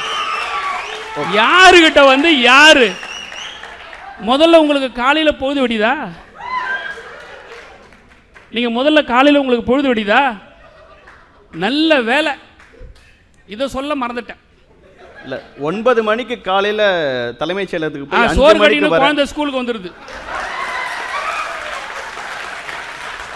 வந்து அவரு டிஃபன் பாக்ஸே அவருவே கழட்டுவாரு, அவரு கையிலே அவரே சோறை போடுவாரு, அவரு கையிலே அவரே சாம்பார் ஊற்றுவார், அவரு கையிலே அவரே குழைப்புவார், அவரு கையால் எடுத்து அவர் வாயிலே வைப்பார். ஏங்க, கலைஞரும் சாப்பாட்டோட தாங்க சட்டசபைக்கு வந்தார். இவங்க என்ன சொல்கிறாங்க, 5 மணிக்கு போயிடுறாங்களே, நைட்டு 12 மணிக்கு 11:30 மணிக்கெல்லாம் வந்து சட்டசபையில் வேலை பார்த்துருக்கோம். ஒரே எக்ஸாம்பிள், கரூர்ல 41 பேரை சாவடிச்சு ஓடுனீங்களே, அன்னைக்கு நடுராத்திரியில் சட்டமன்ற கோட்டைக்கு வந்தவர் என்னுடைய தலைவர் மு.க. ஸ்டாலின். ஓகே, முதல் சுற்று கருத்தை எடுத்துக்கிறேன்.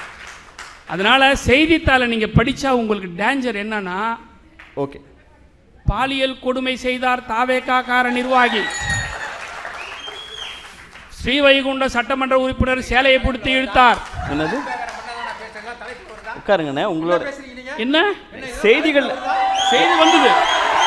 அண்ணே இப்படி அண்ணே அண்ணே உட்காருங்க. இல்ல இல்ல இல்ல இல்ல நீங்க உட்காருங்க. நீங்க உட்காரு, நான் பாத்துக்கிறேன். நீங்க உட்காருங்க. நீங்க உட்காருங்க, நான் பாத்துக்கிறேன். அண்ணே நீங்க உட்காருங்க, பாத்துக்கிறேன். நீங்க உட்காருங்க, பாத்துக்கிறேன். நீங்க உட்காருங்க, நான் பாத்துக்கிறேன். 100 நாள்ல சாதனை இல்லையா? சண்டைக்கு தான் ரெடி ஆகுறாங்க அவங்க. அண்ணே அண்ணே நேரம் முடிஞ்சுச்சுன்னா வைகை செல்வன் அண்ணே பேசுவாங்க. கடைசியா சொல்றேன், நாங்க சாதனையை பேசுறோம், நீங்க சண்டைக்கு நிக்கிறீங்க, அதுக்கும் நாங்க தயாரா இருப்போம்.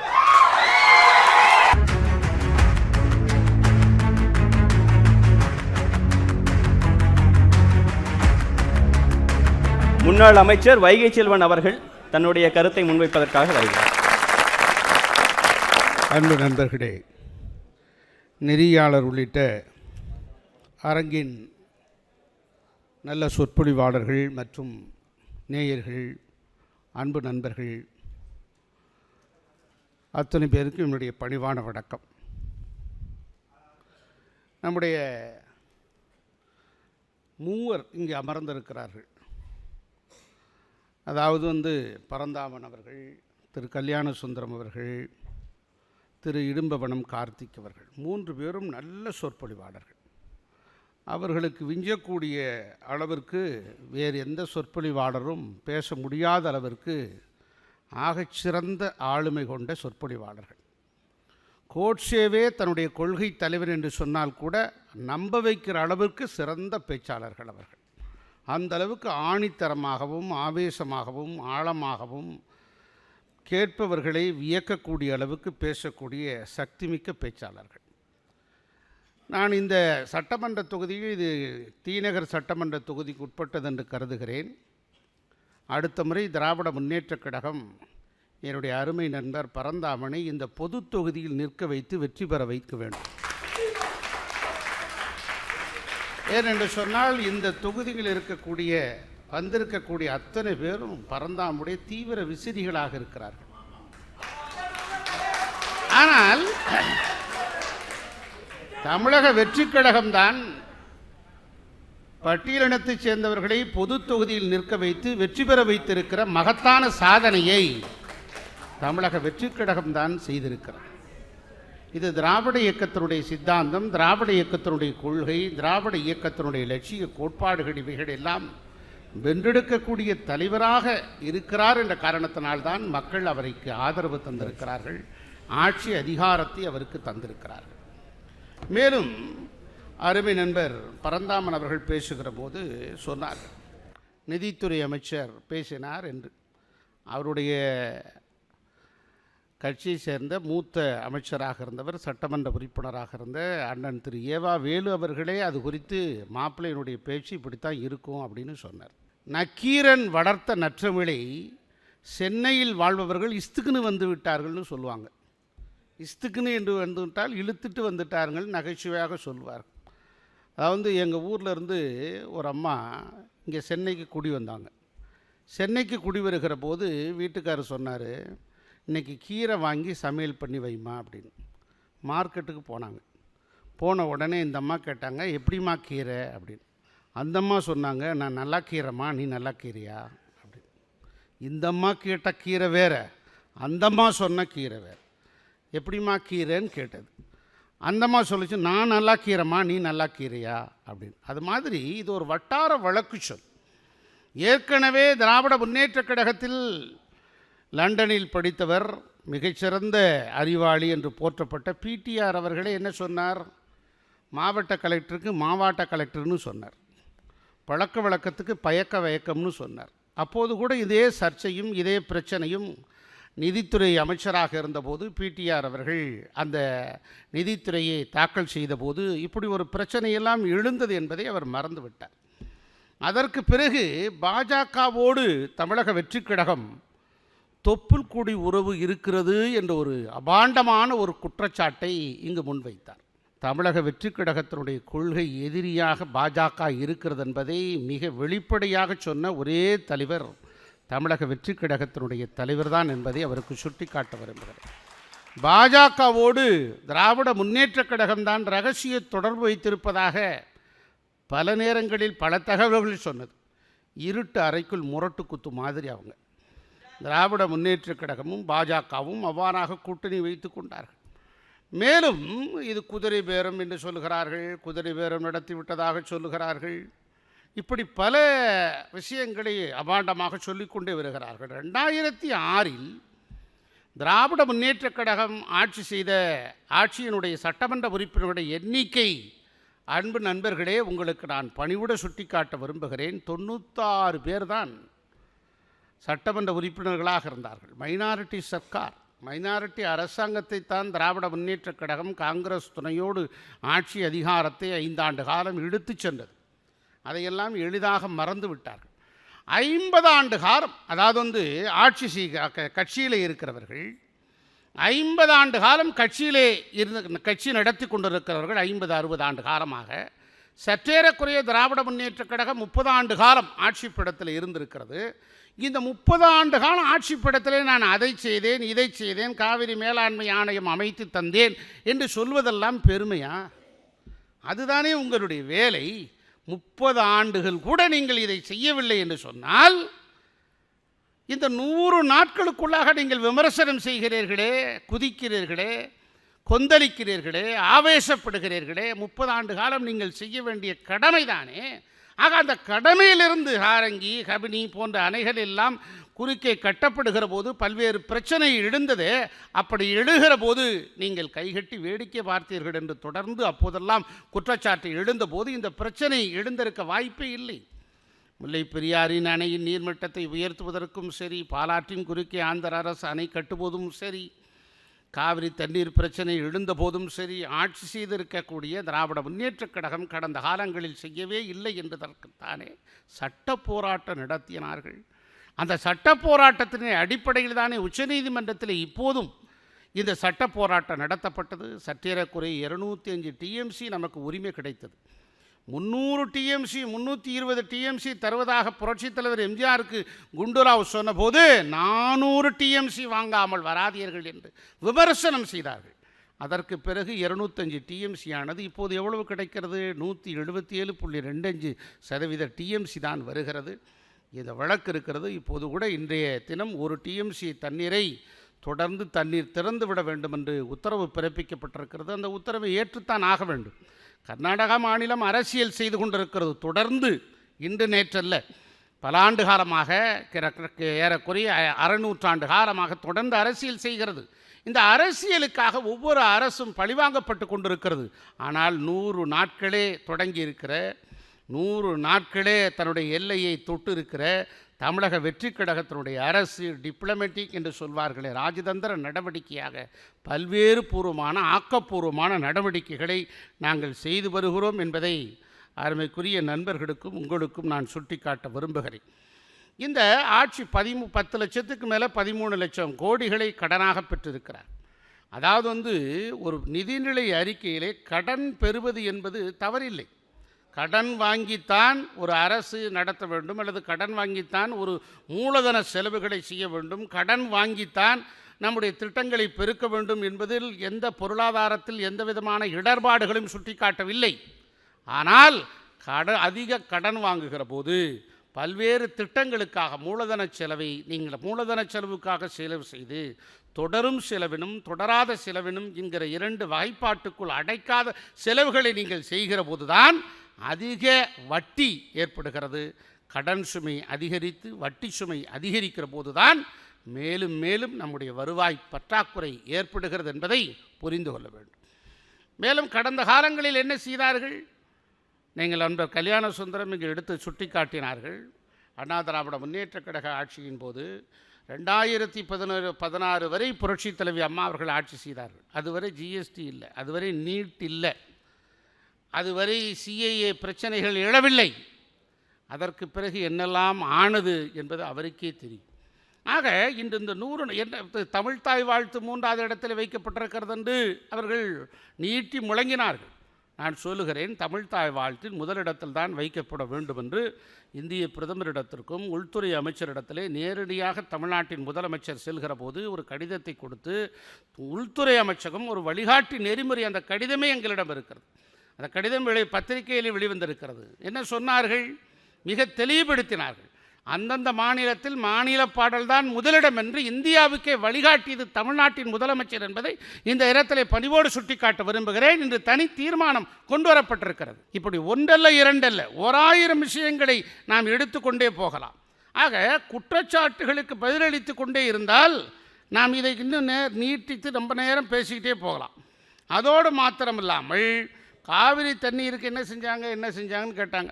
மேட்டூர்லேருந்து மொத்த பக்கெட் ஒரு கூடையோடு தூக்கி போட்டது தான் மிச்சம், வேறு ஒன்றும் செஞ்சதில்லை. 5 ஆண்டு காலம் ஆட்சியினுடைய அவலம் எப்படி இருந்தது, 5 ஆண்டு காலம் எப்படி லஞ்சலாவண்யம் பெருக்கெடுத்து ஓடியது என்பது எல்லோருக்கும் தெரியும். இங்கே இருக்கிற அருமை நண்பர்கள் எந்த கட்சியாக இருந்தாலும் பரவாயில்லை, அந்த கட்சியினுடைய நண்பர்களுக்கு நான் சுட்டிக்காட்ட விரும்புகிறேன், 5 ஆண்டு காலத்தில் லஞ்ச லாவண்யம் கரை புரிந்து ஓடியது.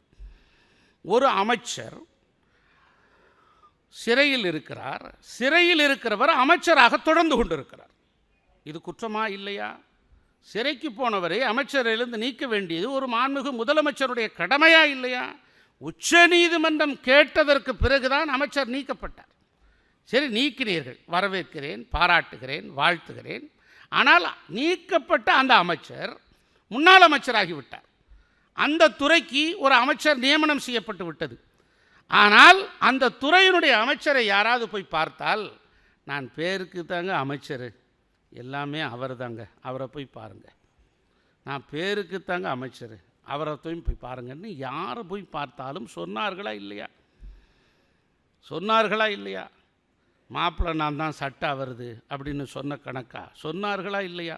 ஒரு முன்னாள் அமைச்சர் ஒரு துறையே நிர்வகிக்கிறார்கள் என்று சொன்னால் இந்திய அரசியல் மாண்பு, இந்திய சட்டப்படி ஆட்சி மன்றத்தில் மேதகு கவர்னருடைய மாளிகையில் ஒருவரிடமோ பிறரிடமோ நான் ரகசியத்தை வெளிப்படுத்த மாட்டேன் என்று நீங்கள் ரகசிய காப்பு ஆவணம் செய்திருக்கிறீர்கள், அதற்கு என்ன பொருள்? ஆக ஒவ்வொன்றையும் நாம் குற்றச்சாட்டாக சொல்லிக்கொண்டே போகலாம். அருமை நண்பர் நாம் தமிழர் கட்சியை சேர்ந்த நண்பர் ஒரு நிறைய குற்றச்சாட்டுகளை இங்கு வைத்தார்கள். விருப்பப்பட்டு வருவது என்பது வேறு, விலகி வருவது என்பது வேறு. காலச்சூழல் அப்படி. சட்டமன்ற உறுப்பினர்கள் தங்களுடைய பதவிகளையே மரியாதை இழந்து, மானத்தை இழந்து, தன்மானத்தை இழந்து, தங்களுக்கு கிடைக்க வேண்டிய நீதியும் நியாயமும் சமத்துவமும் சமாதானமும் கிடைக்கவில்லை என்ற காரணத்திற்காக அங்கிருந்து விலகி வந்தார்களே தவிர எந்த குதிரை பேரத்திற்கும் பணிந்து வரவில்லை. குதிரை வேகத்தில் குதிரை பேரம்னு சொன்னார். குதிரை வேகத்தில் குதிரை பேரம் சொன்னேனே, குதிரை பேரமே நடைபெறலைன்னு சொல்கிறோமே. ஆகவே இதெல்லாம் விருப்பப்பட்டு ஒரு விலகி வந்தது தான் ஒரு விஷயம். அது இது மாத்திரமல்ல, நீங்கள் மக்கள் மன்றத்தில் மக்களுடைய தீர்ப்பை நீங்கள் மதிக்க வேண்டும். நாம் பேசலாம், இங்கே இருக்கிற 3 நண்பர்கள் பேசலாம், எங்களுடைய சகோதரர்கள் 2 பேரும் அற்புதமாக பேசினார்கள், அவர்கள் பேசலாம். ஆனால் மக்கள் தானே இறுதி எஜமானர்கள், வாக்காளர்கள் தானே நாம் தீர்மானிக்கக்கூடிய இடத்திலே இருக்கிறார்கள். வாக்காளர்கள் என்ன தீர்மானத்தை தந்தார்கள்? வெள்ளி காசுகளை வீதியில் விட்டெறிந்தார்களே, ஒவ்வொரு தொகுதிக்கும் 20-30 கோடிகளை. பெருமதிப்புக்குரிய நண்பர்களே, பேரறிஞர் பெருந்தகை அண்ணா அவர்கள் திராவிட இயக்கத்தினுடைய சிந்தனைகளுடைய அடிப்படையிலே சாலையோரத்து சாமானியவன், எளியவன், அரசியல் பின்புலமற்றவன், பொருளாதாரத்தில் ஏதும் நிலை எரியாதவன், அரசியல் என்பதே அதிகாரத்தில் இல்லாத ஒரு குடும்பத்தைச் சேர்ந்தவன் சட்டமன்ற உறுப்பினராக வர முடியும் என்று நிரூபித்து காட்டிய ஈடு இணையற்ற தலைவன் சின்ன காஞ்சிபுரம் நடராஜன் அண்ணாதுரை இல்லையா? அந்த கொள்கை இன்னும் அந்த கட்சி பின்பற்றுகிறதா? புரட்சித் தலைவர் எம்ஜிஆர் அவர்களால் தொடங்கப்பட்ட அனைத்து இந்திய அண்ணா திராவிட முன்னேற்றக் கழகத்தின் சாதாரணவன், சாமானியவன், ஏதுமற்றவன், அவருடைய ரசிகராக இருந்தவர்கள், அவரை பாமரர்களாக நேசித்தவர்கள் கூட நாடாளுமன்ற உறுப்பினராக அனுப்பி வைத்து அமைச்சர் பிரதானிகளாக அழகுபடுத்திய தலைவன் புரட்சித் தலைவர் எம்ஜிஆர். அந்த கொள்கைகள் இன்னும் அண்ணா திராவிட முன்னேற்றக் கழகத்திற்கு இருக்கிறதா? இல்லை. அதே கொள்கை தமிழக வெற்றி கழகத்திற்கு இப்போது இருக்கிறது. நீங்கள் ஜாதி பார்த்தீர்களா, மதம் பார்த்தீர்களா என்றெல்லாம் நீங்கள் கோபப்படலாம், ஆவேச குரல் எழுப்பலாம். ஆனால் இங்கு சொன்னார்களே, வேட்பாளர்களே யார் என்று தெரியாத போது அவர்கள் என்ன ஜாதி என்பதை எப்படி கண்டுபிடிக்க முடியும்? விழுந்த வாக்குகள் எல்லாம் விஜய்க்காக விழுந்த வாக்குகள் தான், அதில் எந்த விதமான மாற்று கருத்தும் இல்லை. இவரும் வேண்டாம் அவரும் வேண்டாம், புதிதாக ஒருவரை நியமித்து விடுவோம் என்று தான் நியமித்திருக்கிறார்கள். ஆகவே 3 பேரும் மிக அற்புதமான கருத்துக்களை சொன்னார்கள். என்ன கருத்து? நாங்களும் வேணாம் நீங்களும் வேணாம், புதுசாக ஒருத்தர் வரட்டும்னு சொல்லி மக்கள் தீர்மானித்திருக்கிறார்கள். நான் எதற்கு இதை சுட்டிக்காட்ட விரும்புகிறேன் என்று சொன்னால், நண்பர்களே, அது திராவிட முன்னேற்றக் கழகம் ஆட்சி செய்தாலும், அது அண்ணா திராவிட முன்னேற்றக் கழகம் ஆட்சி செய்தாலும், தமிழக வெற்றிக் கழகம் ஆட்சி செய்தாலும், வெற்றி யாருக்கு? தமிழ்நாட்டுக்கு. வெற்றி யாருக்கு? தமிழ்நாட்டுக்கு கிடைக்க வேண்டிய வெற்றி. ஆக ஒன்று நீங்கள் தெரிந்து கொள்ள வேண்டும், தமிழக வெற்றிக் கழகம் தொடங்கப்பட்ட 2 ஆண்டுகளில் ஆட்சியை பிடித்திருக்கிறது என்று சொன்னால் இது மகத்தான சாதனை இல்லையா? இந்த 2 ஆண்டுகளில் ஏன் அவருக்கு வெற்றி வாய்ப்பை தந்தார்கள்? நீங்கள் சற்று நோக்கி பின்போக்கி பார்க்க வேண்டும். திராவிட முன்னேற்றக் கழகத்திற்கு கொள்கை பலம் இல்லையா? திராவிட முன்னேற்றக் கழகத்திற்கு அதிகார பலம் இல்லையா? திராவிட முன்னேற்றக் கழகத்திற்கு பணபலம் இல்லையா? அண்ணா திராவிட முன்னேற்றக் கழகம் அதற்கு சளைத்ததா, இழைத்ததா? எதுவுமே இல்லை. 2 பேரும் ஒரே பலம் வாய்ந்தவர்கள் தான். இன்னொரு பக்கம் திராவிட முன்னேற்றக் கழகத்திற்கு கூட்டணி பலமோடு இருக்கிறார்கள். அப்படி இருக்கின்ற போது ஏன் இன்னொருவரை மக்கள் தேர்ந்தெடுத்திருக்கிறார்கள்? இந்த ஜனநாயகம் யாரை அடையாளப்படுத்தி இருக்கிறது? இந்த ஜனநாயகம் யாரை நம்பி இருக்கிறது என்று சொன்னால் சந்திரசேகர் ஜோசப் விஜயை நம்பி இருக்கிறது. ஆகவேதான் இந்த வெற்றி, ஆகவேதான் இந்த அடையாளம், ஆகவேதான் இந்த முகவரி, இந்த அங்கீகாரம். ஆகவே இதை நீங்கள் ஏற்றுக்கொள்ள வேண்டும். இன்னொரு தேர்தல் வருகிற போது போட்டி போடலாம்.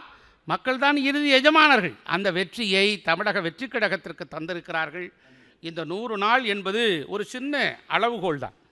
இந்த 100 நாட்களில் நாம் செய்திருக்கிற மகத்தான சாதனைகள், தேர்தல் வாக்குறுதிகள், நிறைய நீண்ட நெடிய வாக்குறுதிகளை தமிழக வெற்றி கழகம் தந்திருக்கிறது. இந்த தமிழக வெற்றி கழகம் தந்திருக்கக்கூடிய நீண்ட நெடிய வாக்குறுதிகளை படிப்படியாக நிறைவேற்றி தருவோம். நண்பர் பரந்தாமன் சொன்னார்கள், 1000 ரூபாய் நாங்கள் கொடுத்தோம், அதற்கு 1 ரூபாய் அளவாது நீங்கள் அதிகம் கொடுத்தீர்களா என்று கேட்கிறார். 1000 ரூபாயை நீங்கள் 2.5 வருட காலத்திற்கு பிறகுதான் வழங்கினீர்கள். படிப்படியாக எல்லா பணிகளையும் செய்து தருவோம். தாய்மாமன் திட்டம் போல, அண்ணன் சீர் போல நீங்கள் கேட்கிற அத்தனை பணிகளையும் 2500 ரூபாய் மகளிர் உரிமை தொகையை நிச்சயமாக தருவோம். விரைவிலே அனைத்து கட்சியும் கூட்டம் கூட்டுவதற்கான நடவடிக்கை மேற்கொள்ளப்பட்டு வருகிறது என்கிற தகவலையும் நம்முடைய நண்பர்களுக்கு உங்களுக்கும் நான் சுட்டிக்காட்ட விரும்புகிறேன். அடுத்த சுற்றில் வருகிறேன். நன்றி, வணக்கம்.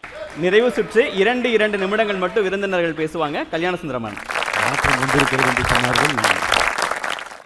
கருத்து பேசுவதற்கு கூட காவல்துறையின் அனுமதியை வாங்கித்தான் பேச வேண்டும் என்கிற அளவிற்கு மாற்றம் வந்திருக்கிறது.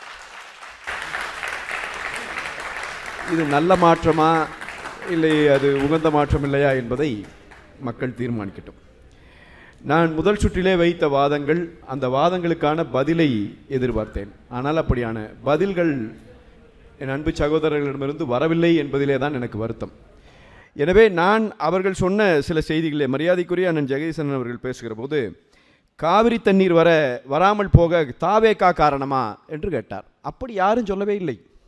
தாவேக்கா காரணம் என்று நாங்கள் ஏன் சொல்ல போகிறோம்? நாங்கள் சொல்லுவது, அதை பெற வேண்டிய அந்த உரிமை, ஏற்கனவே பெறப்பட்டிருக்கிற உரிமையை இந்த முறை பெற்றுத்தருகிற இடத்தில் முதலமைச்சராக திரு விஜய் அவர்கள் இருக்கிறார். தாவேக்கா ஆளும் கட்சியாக இருக்கிறது. அந்த கடமை அவர்களுடையது என்று சுட்டிக்காட்டுகிறோம்.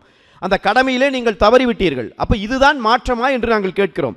இதை நீங்கள் 3 பேருமே எங்களுக்கு முன்னாடி இருந்த அரசுகள் குறித்து அவர்கள் பாணி விமர்சனங்களை வைக்கிறார்கள். இப்போ இதை டிஃபெண்ட் பண்ணுறதுங்கிறது பெரிய விஷயம் இல்லை. ஏன்னா கடந்த 5 ஆண்டுகளாகவும் இதைத்தான் செய்து கொண்டிருந்தோம். இதெல்லாம் முடிஞ்சு மக்கள் தீர்ப்பு உங்களுக்கு வாய்ப்பு கொடுக்கப்பட்ட பிறகு இன்னும் நீங்கள் எதிர்க்கட்சி போலவே அவர்களை பார் இவர்களை, நான் குதிரை பேரம் நடந்ததற்கான சான்றுகளை நாங்கள் ஆளுநரிடம் என்ன கொடுத்திருக்கிறோமோ அதைத்தான் சொன்னோம். நீதிமன்றத்தில் வழக்காக எதை போட்டிருக்கோ அதைத்தான் சொன்னோம். நீங்க என்னங்கிறீங்க? இப்ப அதுக்கு பதில் சொல்ல வேண்டியவர்கள் அதை விடுத்து விட்டு கூவத்தூரில் என்ன நடந்தது தெரியுமா? எங்கிட்ட ஏன் கேட்குறீங்க? அண்ணன் செங்கோட்டையனிடம் கேளுங்கள். இப்ப புதிதாக கூட்டிட்டு போயிருக்கிற விஜயபாஸ்கர்களிடம் கேளுங்கள். இப்படித்தான் இதுக்கு பதில் சொல்லும். இல்ல பக்கத்தில் மரியாதைக்குரிய அண்ணன் இருக்கிறார், அன்றைக்கு அவர் உள்ள இல்லை என்றாலும் அவரிடம் கேளுங்கள். என்ன பதில் சொல்ல முடியாது என்கிற நிலை வருகிற போது ஒரு எல்லல் தொனியிலே எதிர்க்கட்சிகளை வசைபாடுவதன் மூலமாக நாம் தப்பித்துக் கொள்ளலாம் என்று நினைப்பது ஒரு ஆளுங்கட்சிக்கு அழகல்ல என்பதைத்தான் நான் சுட்டிக்காட்ட விரும்புகிறேன். அதே போல நிறைய செய்திகள், மரியாதைக்குரிய எங்களுடைய அண்ணன் அண்ணன் வைகை செல்வன் அவர்கள். அவர் குறிப்பிடுகிற போது நிறைய சொல்லிக்கொண்டே வந்தார். திடீரென்று ஏன் சொன்னான்றது தெரியவில்லை. அண்ணாவின் கொள்கை அதிமுகவில் இருக்கிறதா என்று கேட்டார். நான் அண்ணனுக்கு நினைவுபடுத்த விரும்புகிறேன். நீங்கள் யாரிடம் கொள்கை இல்லை என்று சொன்னீர்களோ அவர்தான் இந்தியாவின் வரலாற்றில் எந்த முதலமைச்சரும் செய்யாத வகையில் தான் ஆட்சி செய்த 4 வருடத்தில் 2 வருடம் கொரோனாவிலே போய்விட்ட போதும் மீதி இருந்த 2 வருடத்தில் 11 மருத்துவக் கல்லூரிகளை தமிழ்நாட்டில் கொண்டு வந்தார். அவர்தான் 68 கலைக்கல்லூரிகளை கொண்டு வந்தார். அவர்தான் 33 கூட்டு குடிநீர் திட்டங்களை நிறைவேற்றினார். அவர்தான் நீட் தேர்வில் 7.5 விழுக்காடு உள்ளிடஒதுக்கீடை கொண்டு வந்தார். அந்த நீட் தேர்வில் 7.5 விழுக்காடில் தேர்ச்சி பெறுகிற மாணவர்களுக்கு சுத்தமாக கட்டணமே இல்லை, சுழியம் என்கிற நிலையை அவர்தான் கொண்டு வந்தார். அவருடைய ஆட்சி காலம் தான். நான் சொல்லுகிறேன், யாரோ சிலர் போய்விட்ட காரணத்தால் அதிமுகவில் அண்ணாவின் கொள்கை போய்விடாது. அண்ணா திராவிட முன்னேற்ற கழகம் கொள்கையோடு நாங்கள் உறுதியாக நிற்கிறோம். என்னுடைய கடைசியாக நான் இவங்க சொன்ன செய்திகளை சொல்லிட்டு போகிறேன். லஞ்ச லாவண்யம் தலைவிரிச்சு அடிச்சு நாங்கள் ஒரே ஒரு சின்ன எடுத்துக்காட்டை சொல்லுகிறேன். இப்போ சமீபத்தில் கான்ட்ராக்டர்கிட்ட லஞ்சம் வாங்குகிற ஒரு தாவேகா நிர்வாகியினுடைய வீடியோவை அந்த கான்ட்ராக்டரை எடுத்து வெளியே போட்டிருந்தார். அந்த நிர்வாகி மீது நடவடிக்கை எடுத்து விட்டோம், அவரை நீக்கிவிட்டோம் என்று தாவேகா அறிவித்தது. நேற்றைய தினம் அந்த நிர்வாகியின் மனைவிக்கு அதே பதவி கொடுக்கப்பட்டிருக்கிறது. லஞ்ச லாவண்யத்திற்கு எதிராக இருக்கிற தாவேகாவின் நிலைப்பாடு இதுதான் என்றால் நான் மீண்டும் அழுத்தம் திருத்தமாக சொல்லுகிறேன், உங்கள் மீது எங்களுக்கு எந்த காழ்ப்புணர்ச்சியும் இல்லை. நீங்கள் உங்கள் திசை வழியை சரி செய்து கொள்ள வேண்டும் என்கிற ஒரு எதிர்க்கட்சிக்குரிய என்ன அக்கறை எதிர்க்கட்சிக்கு இருக்க வேண்டுமோ அந்த அக்கறையோடு நாங்கள் உங்களுக்கு இதை சுட்டி காட்டுகிறோம். உங்களுடைய முதல் பயணம் தொடங்கி இருக்கிற பயணம் தவறான பாதையிலே தொடங்கி இருக்கிறது. நீங்கள் இந்த நாட்டிலே போட்டிருக்கிற பட்ஜெட் மிக மிக மோசமான பட்ஜெட். ஒரே செய்தி முடிச்சிடுறேன். நீங்க அதே மாதிரி காங்கிரஸ் கட்சி 60 வருஷத்துக்கு முன்னாடி தமிழன் தான் கண்டுபிடிச்சான். காங்கிரஸ் கட்சிங்கிறது இந்த மண்ணுக்கு மிகப்பெரிய கெடுதல் என்று கண்டுபிடித்தவனே தமிழன் தான். அந்த கட்சி 60 வருஷமா தமிழர்கள் புறக்கணிச்சார்கள். ஐயா கருணாநிதி கூட 2006 2011 வரைக்கும் அது மைனாரிட்டி கவர்மெண்ட் தான். ஆனாலும் கூட காங்கிரஸை அவர் அமைச்சரவைக்குள்ள விடல. ஏன் தெரியுங்களா? அவருக்கு தெரியும். அப்ப இந்த 60 ஆண்டு காலம் என்ன நடந்துச்சு? இப்ப அண்ணன் ஜெகதீசன் கூட சொல்லும்போது 3 பேரையும் ஒரே வரிசையில் உட்கார வைத்து விட்டோம் என்று சொன்னார். அதிலே ஒன்றும் இல்லை. இப்போ கூட நீங்கள் தமிழ்தாய் வாழ்த்துக்கு தீர்மானம் கொண்டு வருகிற போது நாங்கள் எல்லாரும் ஆதரித்தோம். இந்த வரிசையிலே தான் அங்கே தாவேகாவும் உட்கார்ந்து கொண்டிருந்தது. தாவேகாவை ஆதரிக்க நாங்கள் தயங்கவில்லை. அது தமிழருக்கு நல்லது நடக்கும் என்று சொன்னால் நாங்கள் ஆதரித்தோம். ஆனால் எந்த வரிசை எங்களுக்கு கடினமாக இருக்கிறது தெரியுமா? இனப்படுகொலை செய்தவர்கள் என்று நீங்கள் குறிப்பிட்டு சொன்னீர்கள். அந்த வரிசையிலே காங்கிரஸ்காரனை உட்கார வைத்திருக்கிறீர்களே, அதுதான் தோழர்களே உண்மையிலேயே சுடுகிறது. அந்த காங்கிரஸ் எந்த அளவிற்கு 60 ஆண்டு காலம் இந்த இந்தியாவை ஒட்டுமொத்தமாக நாசம் செய்ததோ அதன் மூளையாக செயல்பட்டு கொண்டிருந்த மான்டேக் சிங் அலுவாலியாவை கூட்டி வந்து இன்றைக்கு நீங்கள் பொருளாதார குழுவினுடைய தலைவருக்கு போடுகிறீர்களே, அவர்தான் இந்த நாட்டை சீரழித்த அந்த பொருளாதார கொள்கையினுடைய தலைமகன் என்பதை மட்டும் நினைவுபடுத்தி, எனவே தவறான பாதையில் பயணிக்கிறீர்கள், அதை மாற்றிக்கொள்ள வேண்டும். 200வது நாளிலாவது நாங்கள் எல்லாம் தாவேகா அரசை வாழ்த்துகிற அளவிற்கு உங்கள் அரசு இருக்க வேண்டும் என்று கேட்டு நிறைவு செய்கிறேன். வணக்கம். இப்ராஹிம் அண்ணா 2-3 நிமிடங்கள். அதிமுகவும் தொடர்ச்சியாக சொல்கிற குற்றச்சாட்டு குதிரை பேரம். இது வரைக்கும் அதிமுகவிலிருந்து திமுகவிற்கு 23 முன்னாள் எம்எல்ஏக்கள் சட்டமன்ற உறுப்பினர்களை வாங்கிட்டு போயிருக்காங்க. அதனால் அவங்க குதிரை பேரத்தை பற்றி பேசலாம். பட் ஆனால் இன்றைக்கி வந்திருக்கக்கூடிய அதிமுகவுடைய சார்ந்த நபர்கள் எடப்பாடி அவர்களுடைய செயல்பாடு பிடிக்கலை. குறிப்பாக எடப்பாடி அவர்கள் சிறுபான்மை மக்களுக்கு கொடுத்த வாக்குறுதி என்னன்னாக்கா, மக்களே என்னை மன்னித்து விடுங்கள், செல்வி ஜெயலலிதா சொன்ன வார்த்தையை நான் மறுபடியும் சொல்கிறேன், இனிமேட்டு பிஜேபியோட கூட்டணியே இல்லை, நான் அவரோட போக மாட்டேன்னு வாக்குறுதியை கொடுத்து விட்டு மீண்டும் அவரோடு போனதுனால அந்த எடப்பாடி அவர்களை தமிழ்நாட்டு மக்கள் புறக்கணித்தாங்க, பிஜேபியும் புறக்கணித்தாங்க. இன்றைக்கு அவர் தலைமை சரியில்லைன்னு சொல்லிட்டு அதிமுகவை சார்ந்த சட்டமன்ற உறுப்பினர்கள் புறக்கணிச்சுட்டு தாவேக்காக வராங்கனாக்கா அரசியல் எதிர்காலம் அங்கே இல்லைன்னு அவங்களுக்கு தெரியுது. அண்ணன் பரந்தாமன் சொன்னார், டாஸ்மார்க்கு எங்கெங்கே மூணாங்க என்ன சொல்லுங்கள் அப்படின்ட்டு. சென்னை வடக்கு 13, சென்னை மத்திய 9, சென்னை தெற்கு 9, காஞ்சிபுரம் வடக்கு 10, காஞ்சிபுரம் இந்த மாதிரி நீங்கள் பார்த்தீங்கன்னாக்கா பேசுவார். இப்படி கத்திக்கிட்டே இருக்கிற இதுக்கு தான் உதயநிதி அவர்களை விசாரணைக்கு கூப்பிட்டு போன பொழுது 12 மணிக்கு மேலே யாருமே கத்தலை. இப்படி உங்களை குடிக்க போட்டு பழக்கி வச்சுதான் ஒருத்தரும் கத்தலை. விசாரணைக்கு கூட்டு போனதுக்கே நீங்க அலர்ந்தீங்க. புரியுதா? ஒரு விஷயம் புரிஞ்சுக்கங்க. இன்றைக்கும் மாண்புமிகு முதலமைச்சர் ஜோசப் விஜய் அவர்கள் பார்த்து மன்னிச்சு விட்டதால தான் இன்னைக்கு அவர் சட்டமன்றத்துக்குள்ள உட்கார்ந்துருக்காரு. அது தெரிஞ்சுக்கங்க. புரியுதா? அதனாலதான் அவர் சட்டமன்றத்துக்குள்ள உட்கார்ந்துருக்காரு. அமைதியா இருங்க. என்ன மாற்றம் சொல்றாரு இல்லையா? மாற்றம் என்ன மாற்றம் சொல்றீங்க இல்லையா? 2 முறை உங்கள் ஆட்சியில், திமுக ஆட்சியில் தொடர்ச்சியாக கள்ளச்சாராய மரணம் நடந்து கொண்டே இருந்தது. தொடர்ச்சியா 2 முறை கள்ளச்சாராய மரணம் செஞ்சிருக்கீங்க இல்லையா? அது இனிமேல் நடக்காது. அது மாற்றம். அண்ணா நீங்க பேச அண்ணா சொல்லுங்க, நீங்க சொன்னீங்கன்னா தானே அந்த உங்க திமுகவை சார்ந்த நபர் என்ன வேணாலும் பேசுவாரு. அவர் கருத்தை சொல்வதற்கு அனுமதிச்ச மாதிரி நான் சொல்லும் போது அதை ஏற்றுக்கொள்வதற்கோ செவிமடுத்து கேட்கறது கூட பொறுமை இல்லை. இல்ல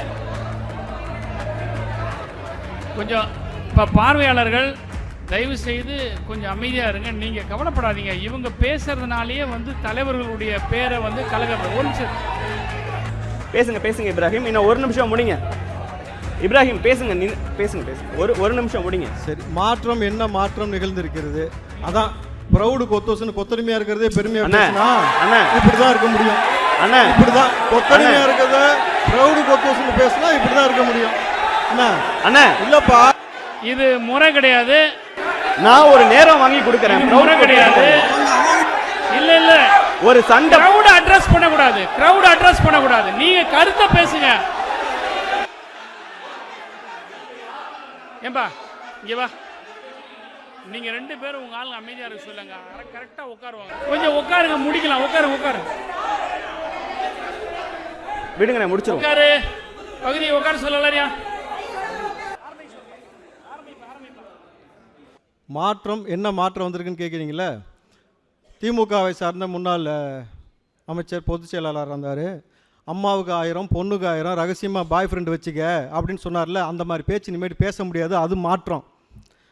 கிட்னி திருட முடியாது இந்த ஆட்சியில், அது மாற்றம். 2 முறை கள்ளச்சாராய மரணம் நடந்திருக்குது, அது இனிமேல் நடக்காது, அது மாற்றம். அண்ணா யூனிவர்சிட்டிக்குள்ளே ஞானசேகரன் ஒருத்தன் போனான் பாரு, அந்த மாதிரி எந்த பொறுக்கியும் போக முடியாது, அது மாற்றம். ஓகே, 5 IAS அதிகாரிகளை மணல் விவகாரம் குறித்து விசாரணைக்கு ஈடு இப்ராஹிம் அது நடக்காது, அது மாற்றம். சிறப்பு, முடிங்க.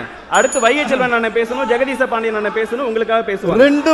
2 முறை வந்து கள்ளச்சாராயம் நடந்தது போலவே 2 முறை பார்த்தீங்கன்னாக்கா 4000 கோடி பேக்கேஜ்னு சொல்லிட்டு சென்னை, செங்கல்பட்டு, காஞ்சிபுரம், திருவள்ளூரில் மக்களை வந்து வெள்ளத்தில் நீரில் மூழ்க வச்சு அல்லோலப்பட வச்சிங்களா, அது இனி நடக்காது, அது ஒரு மாற்றம். ஓகே முடிங்கண்ணே, டைம் இல்லை. இல்ல பிரதர்,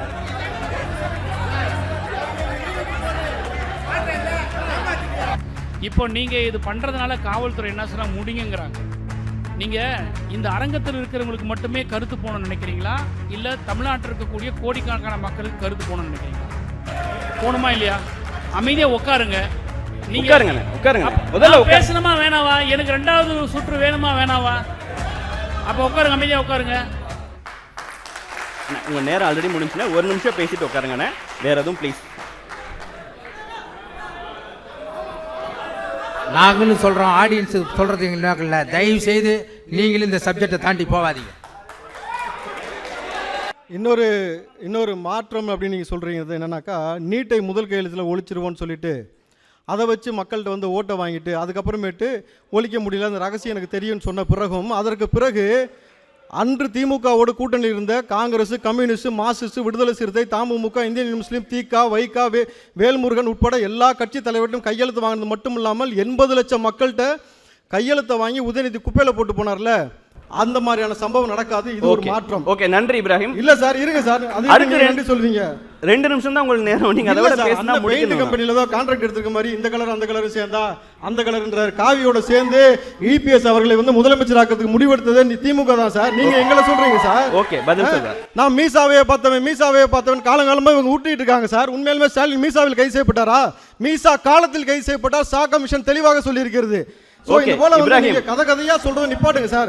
கலைஞர், நீங்க சொல்றீங்க நாகரிகம் எந்த பட்டியலிருந்து வந்திருக்கோம், நாங்க எந்த பட்டியலிருந்து வந்திருக்கோம். நான் சொல்றேன், கலைஞர் இந்திரா காந்தி தலையில வந்த ரத்தத்தை பார்த்து அது ரத்தத்தில் அது எந்த ரத்தம், மாதவிட ரத்தமா கூட இருக்கலாம்னு சொன்னார் சார். இது நல்ல ஞாபகம் வச்சுங்க. அவரு நாகரிகத்தை பத்தி நீங்க எங்களுக்கு பேச தேவையில்லை. இப்ராஹிம் சார், நேரம் முடியுது. இஸ்லாமிய தீவிரவாதின்னு சொல்லி முதல்ல சட்டமன்றத்தில் பேசினது கலைஞர் கருணாநிதி சார். இதை மாற்ற முடியுமா சார்? இஸ்லாமிய தீவிரவாதின்ற வார்த்தையை பயன்படுத்திருக்காரு சார் அவரு. இப்ராஹிம் தொடர்ச்சியா உங்களுடைய அணியில இருந்து அடுத்து 2 பேர் பேசணும். நல்லா புரிஞ்சுங்க. இப்ராஹிம், உங்க நேரம் முடிஞ்சது, ப்ளீஸ் புரிஞ்சுக்கோங்க, உட்காருங்க சார். நீங்க மாற்றம் இது போல நடக்க சரி சார். இப்ராஹிம், உங்க நேரம் முடிஞ்சது, பேசிட்டே இருந்தா எல்லாரும் பேசுவாங்க. ஒருத்தனை திமுக கட்சியில வச்சு அயலகாணியில வச்சு சர்வதேச லெவல்ல மெத்து கடத்த வச்சீங்கல்ல, அது இனிமே நடக்காது. தமிழ்நாட்டுக்கு மெத்த வித்துட்ட இந்த வேலை இனிமே நடக்காது.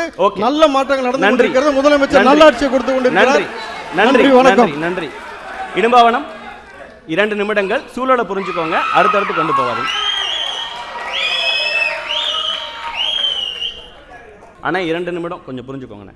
அரை மணி நேரம் பேசுங்க, நான் முடிச்சிடுறேன். அதாவது சுற்றுல தாவேக ஆட்சி குறித்தான ஏகப்பட்ட விமர்சனங்களை குற்றச்சாட்டுகளை வைக்கிறோம். எனக்கு பின்பாக பேசக்கூடிய இப்ராஹிம் ராவுத் அவர்கள் வந்து பதில் சொல்வார் அப்படின்னு எதிர்பார்த்தேன். அவர் மாத்தி யோசிக்கிறவன் வாழ்றாரு. நம்ம ஒரு கேள்வி கேட்டால் அவருக்கு பதில் சொல்கிறாரு.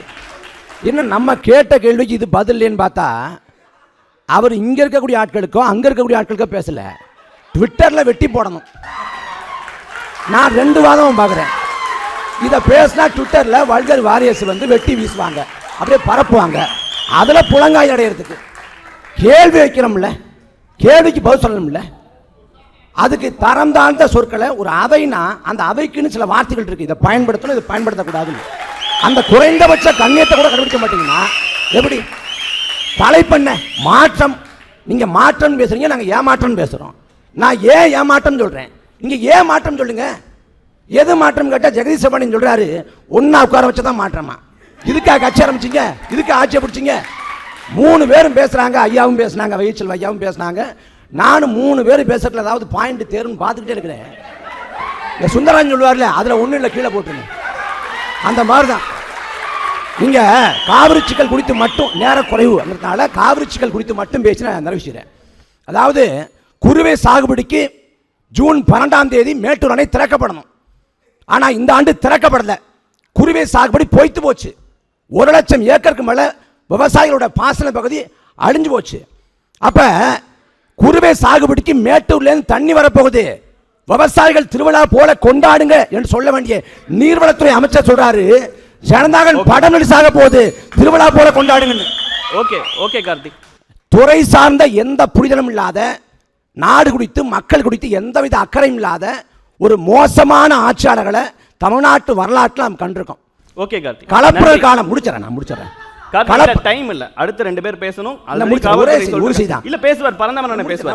அதுக்கு மேல பேச மாட்டேன், நான் தாவேக கிடையாது. கலப்புற காலம் பாங்கல்ல, மன்னராட்சி காலத்தை கலப்புற காலம் தான் மோசமான ஆட்சி காலம். அதை விஞ்சக்கூடிய அளவில் விஜயோட ஆட்சி காலம் இருக்கும். அப்புறம் அந்த டுபாக்கூர் அந்த வார்த்தை இந்த வார்த்தைலாம் நான் இதை தாண்டி பேசுவேன். இந்த அவைக்கு ஒரு கண்ணியம் இருக்கு, நான் கட்டுப்போக்காருங்க, நான் இது பண்ணிக்கிறேன். அதனால இந்த ஆட்சிங்கிறது மாற்றம் இல்லை, ஏமாற்றம், கொடு நாற்றம், கருத்து சுதந்திரம் பேசுறாங்க. ஆனா ஒரு சுற்றுல முழுமையா பேச முடியல. தாவே கரசின் காவல்துறை தான் இடைஞ்சல் பண்ணுது. ஓகே, அப்ப நாட்டு மக்கள் தெரிஞ்சு புரிஞ்சுக்குங்க, அவ்வளவுதான். ஓகே, நன்றி நன்றி அண்ணா. 2 நிமிஷம். உங்க காவல்துறை தான், உங்க ஆட்சி தான். அவங்க கொஞ்சம் முடிக்க சொல்றாங்க, சூழலை புரிஞ்சுக்கோங்க. 2 நிமிஷத்துல முடிங்க. அடுத்தடுத்த விவாதங்களுக்கு விற்காத வார்த்தைகளை போடுங்க. பேப்பரை கண்டுபிடித்து அச்சடித்து தெரு தெருவாக விற்று அரசியல் அறிவு வரலாறு தெரிந்தவர் சொல்கிறார், எங்களை பார்த்து வரலாறு தெரியவில்லை. கனிமொழி பேசியது 2006 என்று.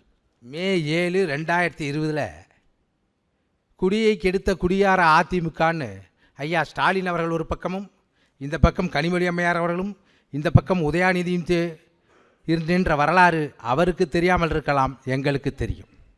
விவசாயிகளுக்கு நாங்கள் அதை செய்தோம், தண்ணியை கொண்டு வந்தோம்.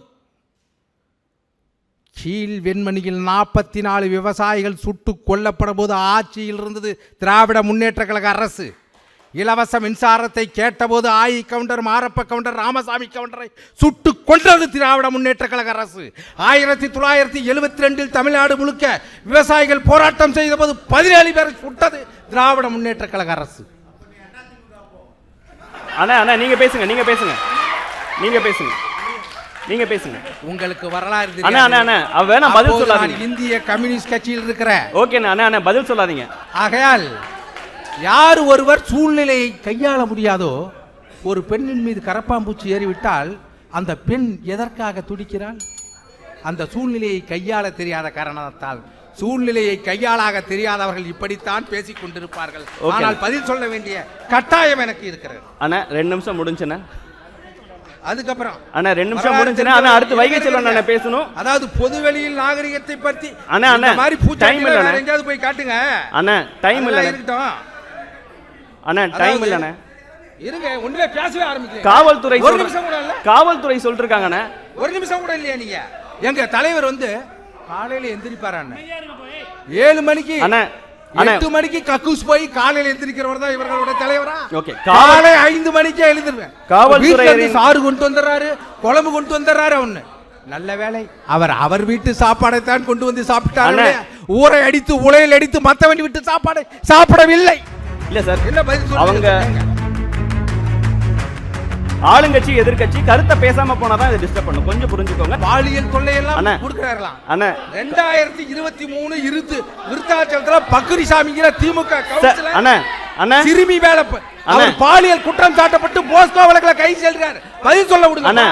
2026 சென்னை திருமங்கலத்துல பரத்துன வழக்கறிஞர் அணி பொறுப்பாளர் 12 வயது சிறுமிக்கு பாலியல் தொல்லை கொடுத்திருக்காருப்பா. இவர்கள்லாம் முற்றவர்கள். அண்ணா ஓகே, அடுத்து வைகை பிரியாணி கடையில போய் அடிச்சு சாப்பிட்டது யார்? தாவேக்காவா? அதாவது அண்ணா லைட்டா இல்லண்ணே 2 நிமிஷம் மேல ஆயிடுச்சு. போலீஸ் வந்து பேசுறாங்க. அவங்க 2 பேர். நீங்கள் இதே போல் செய்து கொண்டிருங்கள், கட்டாயமாக செய்யுங்கள். இன்னும் 25-30 ஆண்டுகளுக்கு உங்களை மக்கள் அப்புறப்படுத்திக் கொண்டு இருப்பார்கள். அண்ணா புரிஞ்சுக்கோங்க, போலீஸ் உங்க போலீஸ் தான் கேக்குறாங்க. ஒரு நிமிஷத்துல முடியுங்க ப்ளீஸ். இப்போ ஒரே விஷயம், 100 நாளில் ஒன்றுமே பண்ண முடியாது. ரைட், ஓகே, அது ஒத்துக்கிறோம். 100 நாளில் வந்து நீங்கள் பெரிய சாதனையை கேட்டால் நாங்கள் எப்படி சார் பண்ண முடியும்னு சொல்லி பேசுகிறீங்களா? உங்களுக்காக நானும் பேசிக்கிறேன். ஏன்னா ரொம்ப நேரமாக நீங்கள் எதுவுமே பேச மாட்டேறீங்க. ஒன்று உங்கள் சாதனையாவது பேசணும், இல்லை உங்களுக்கு செய்ய முடியலன்ற வேதனையாவது கொட்டணும். எதுவுமே இல்லை, நானே பேசிடுறேன். 100 நாளில் உங்களால் செய்ய முடியாது, மக்கள் அதெல்லாம் புரிஞ்சுக்கிறாங்க, இல்லைன்னு சொல்லலை.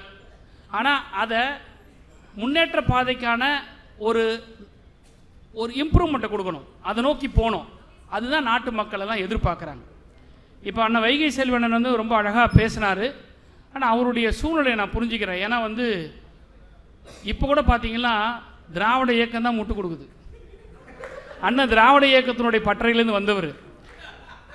தமிழ்நாட்டிலேயே அரசியல் வரலாற்றில் இல்லை, தமிழ்நாட்டு பட்ஜெட் வரலாற்றிலேயே முட்டு கொடுக்கறதுக்கு ஒரு ஸ்கீமு போட்ட ஒரே கவர்மெண்ட்டு தாவேகா கவர்மெண்ட் தான். ஒன்றும் தப்பாக சொல்லலை, வாழை மரங்களுக்கு முட்டு கொடுக்குற ஸ்கீமு யாருமே அதை கண்டுபிடிக்கவே இல்லை. அதை அண்ணா முடிங்கண்ணே.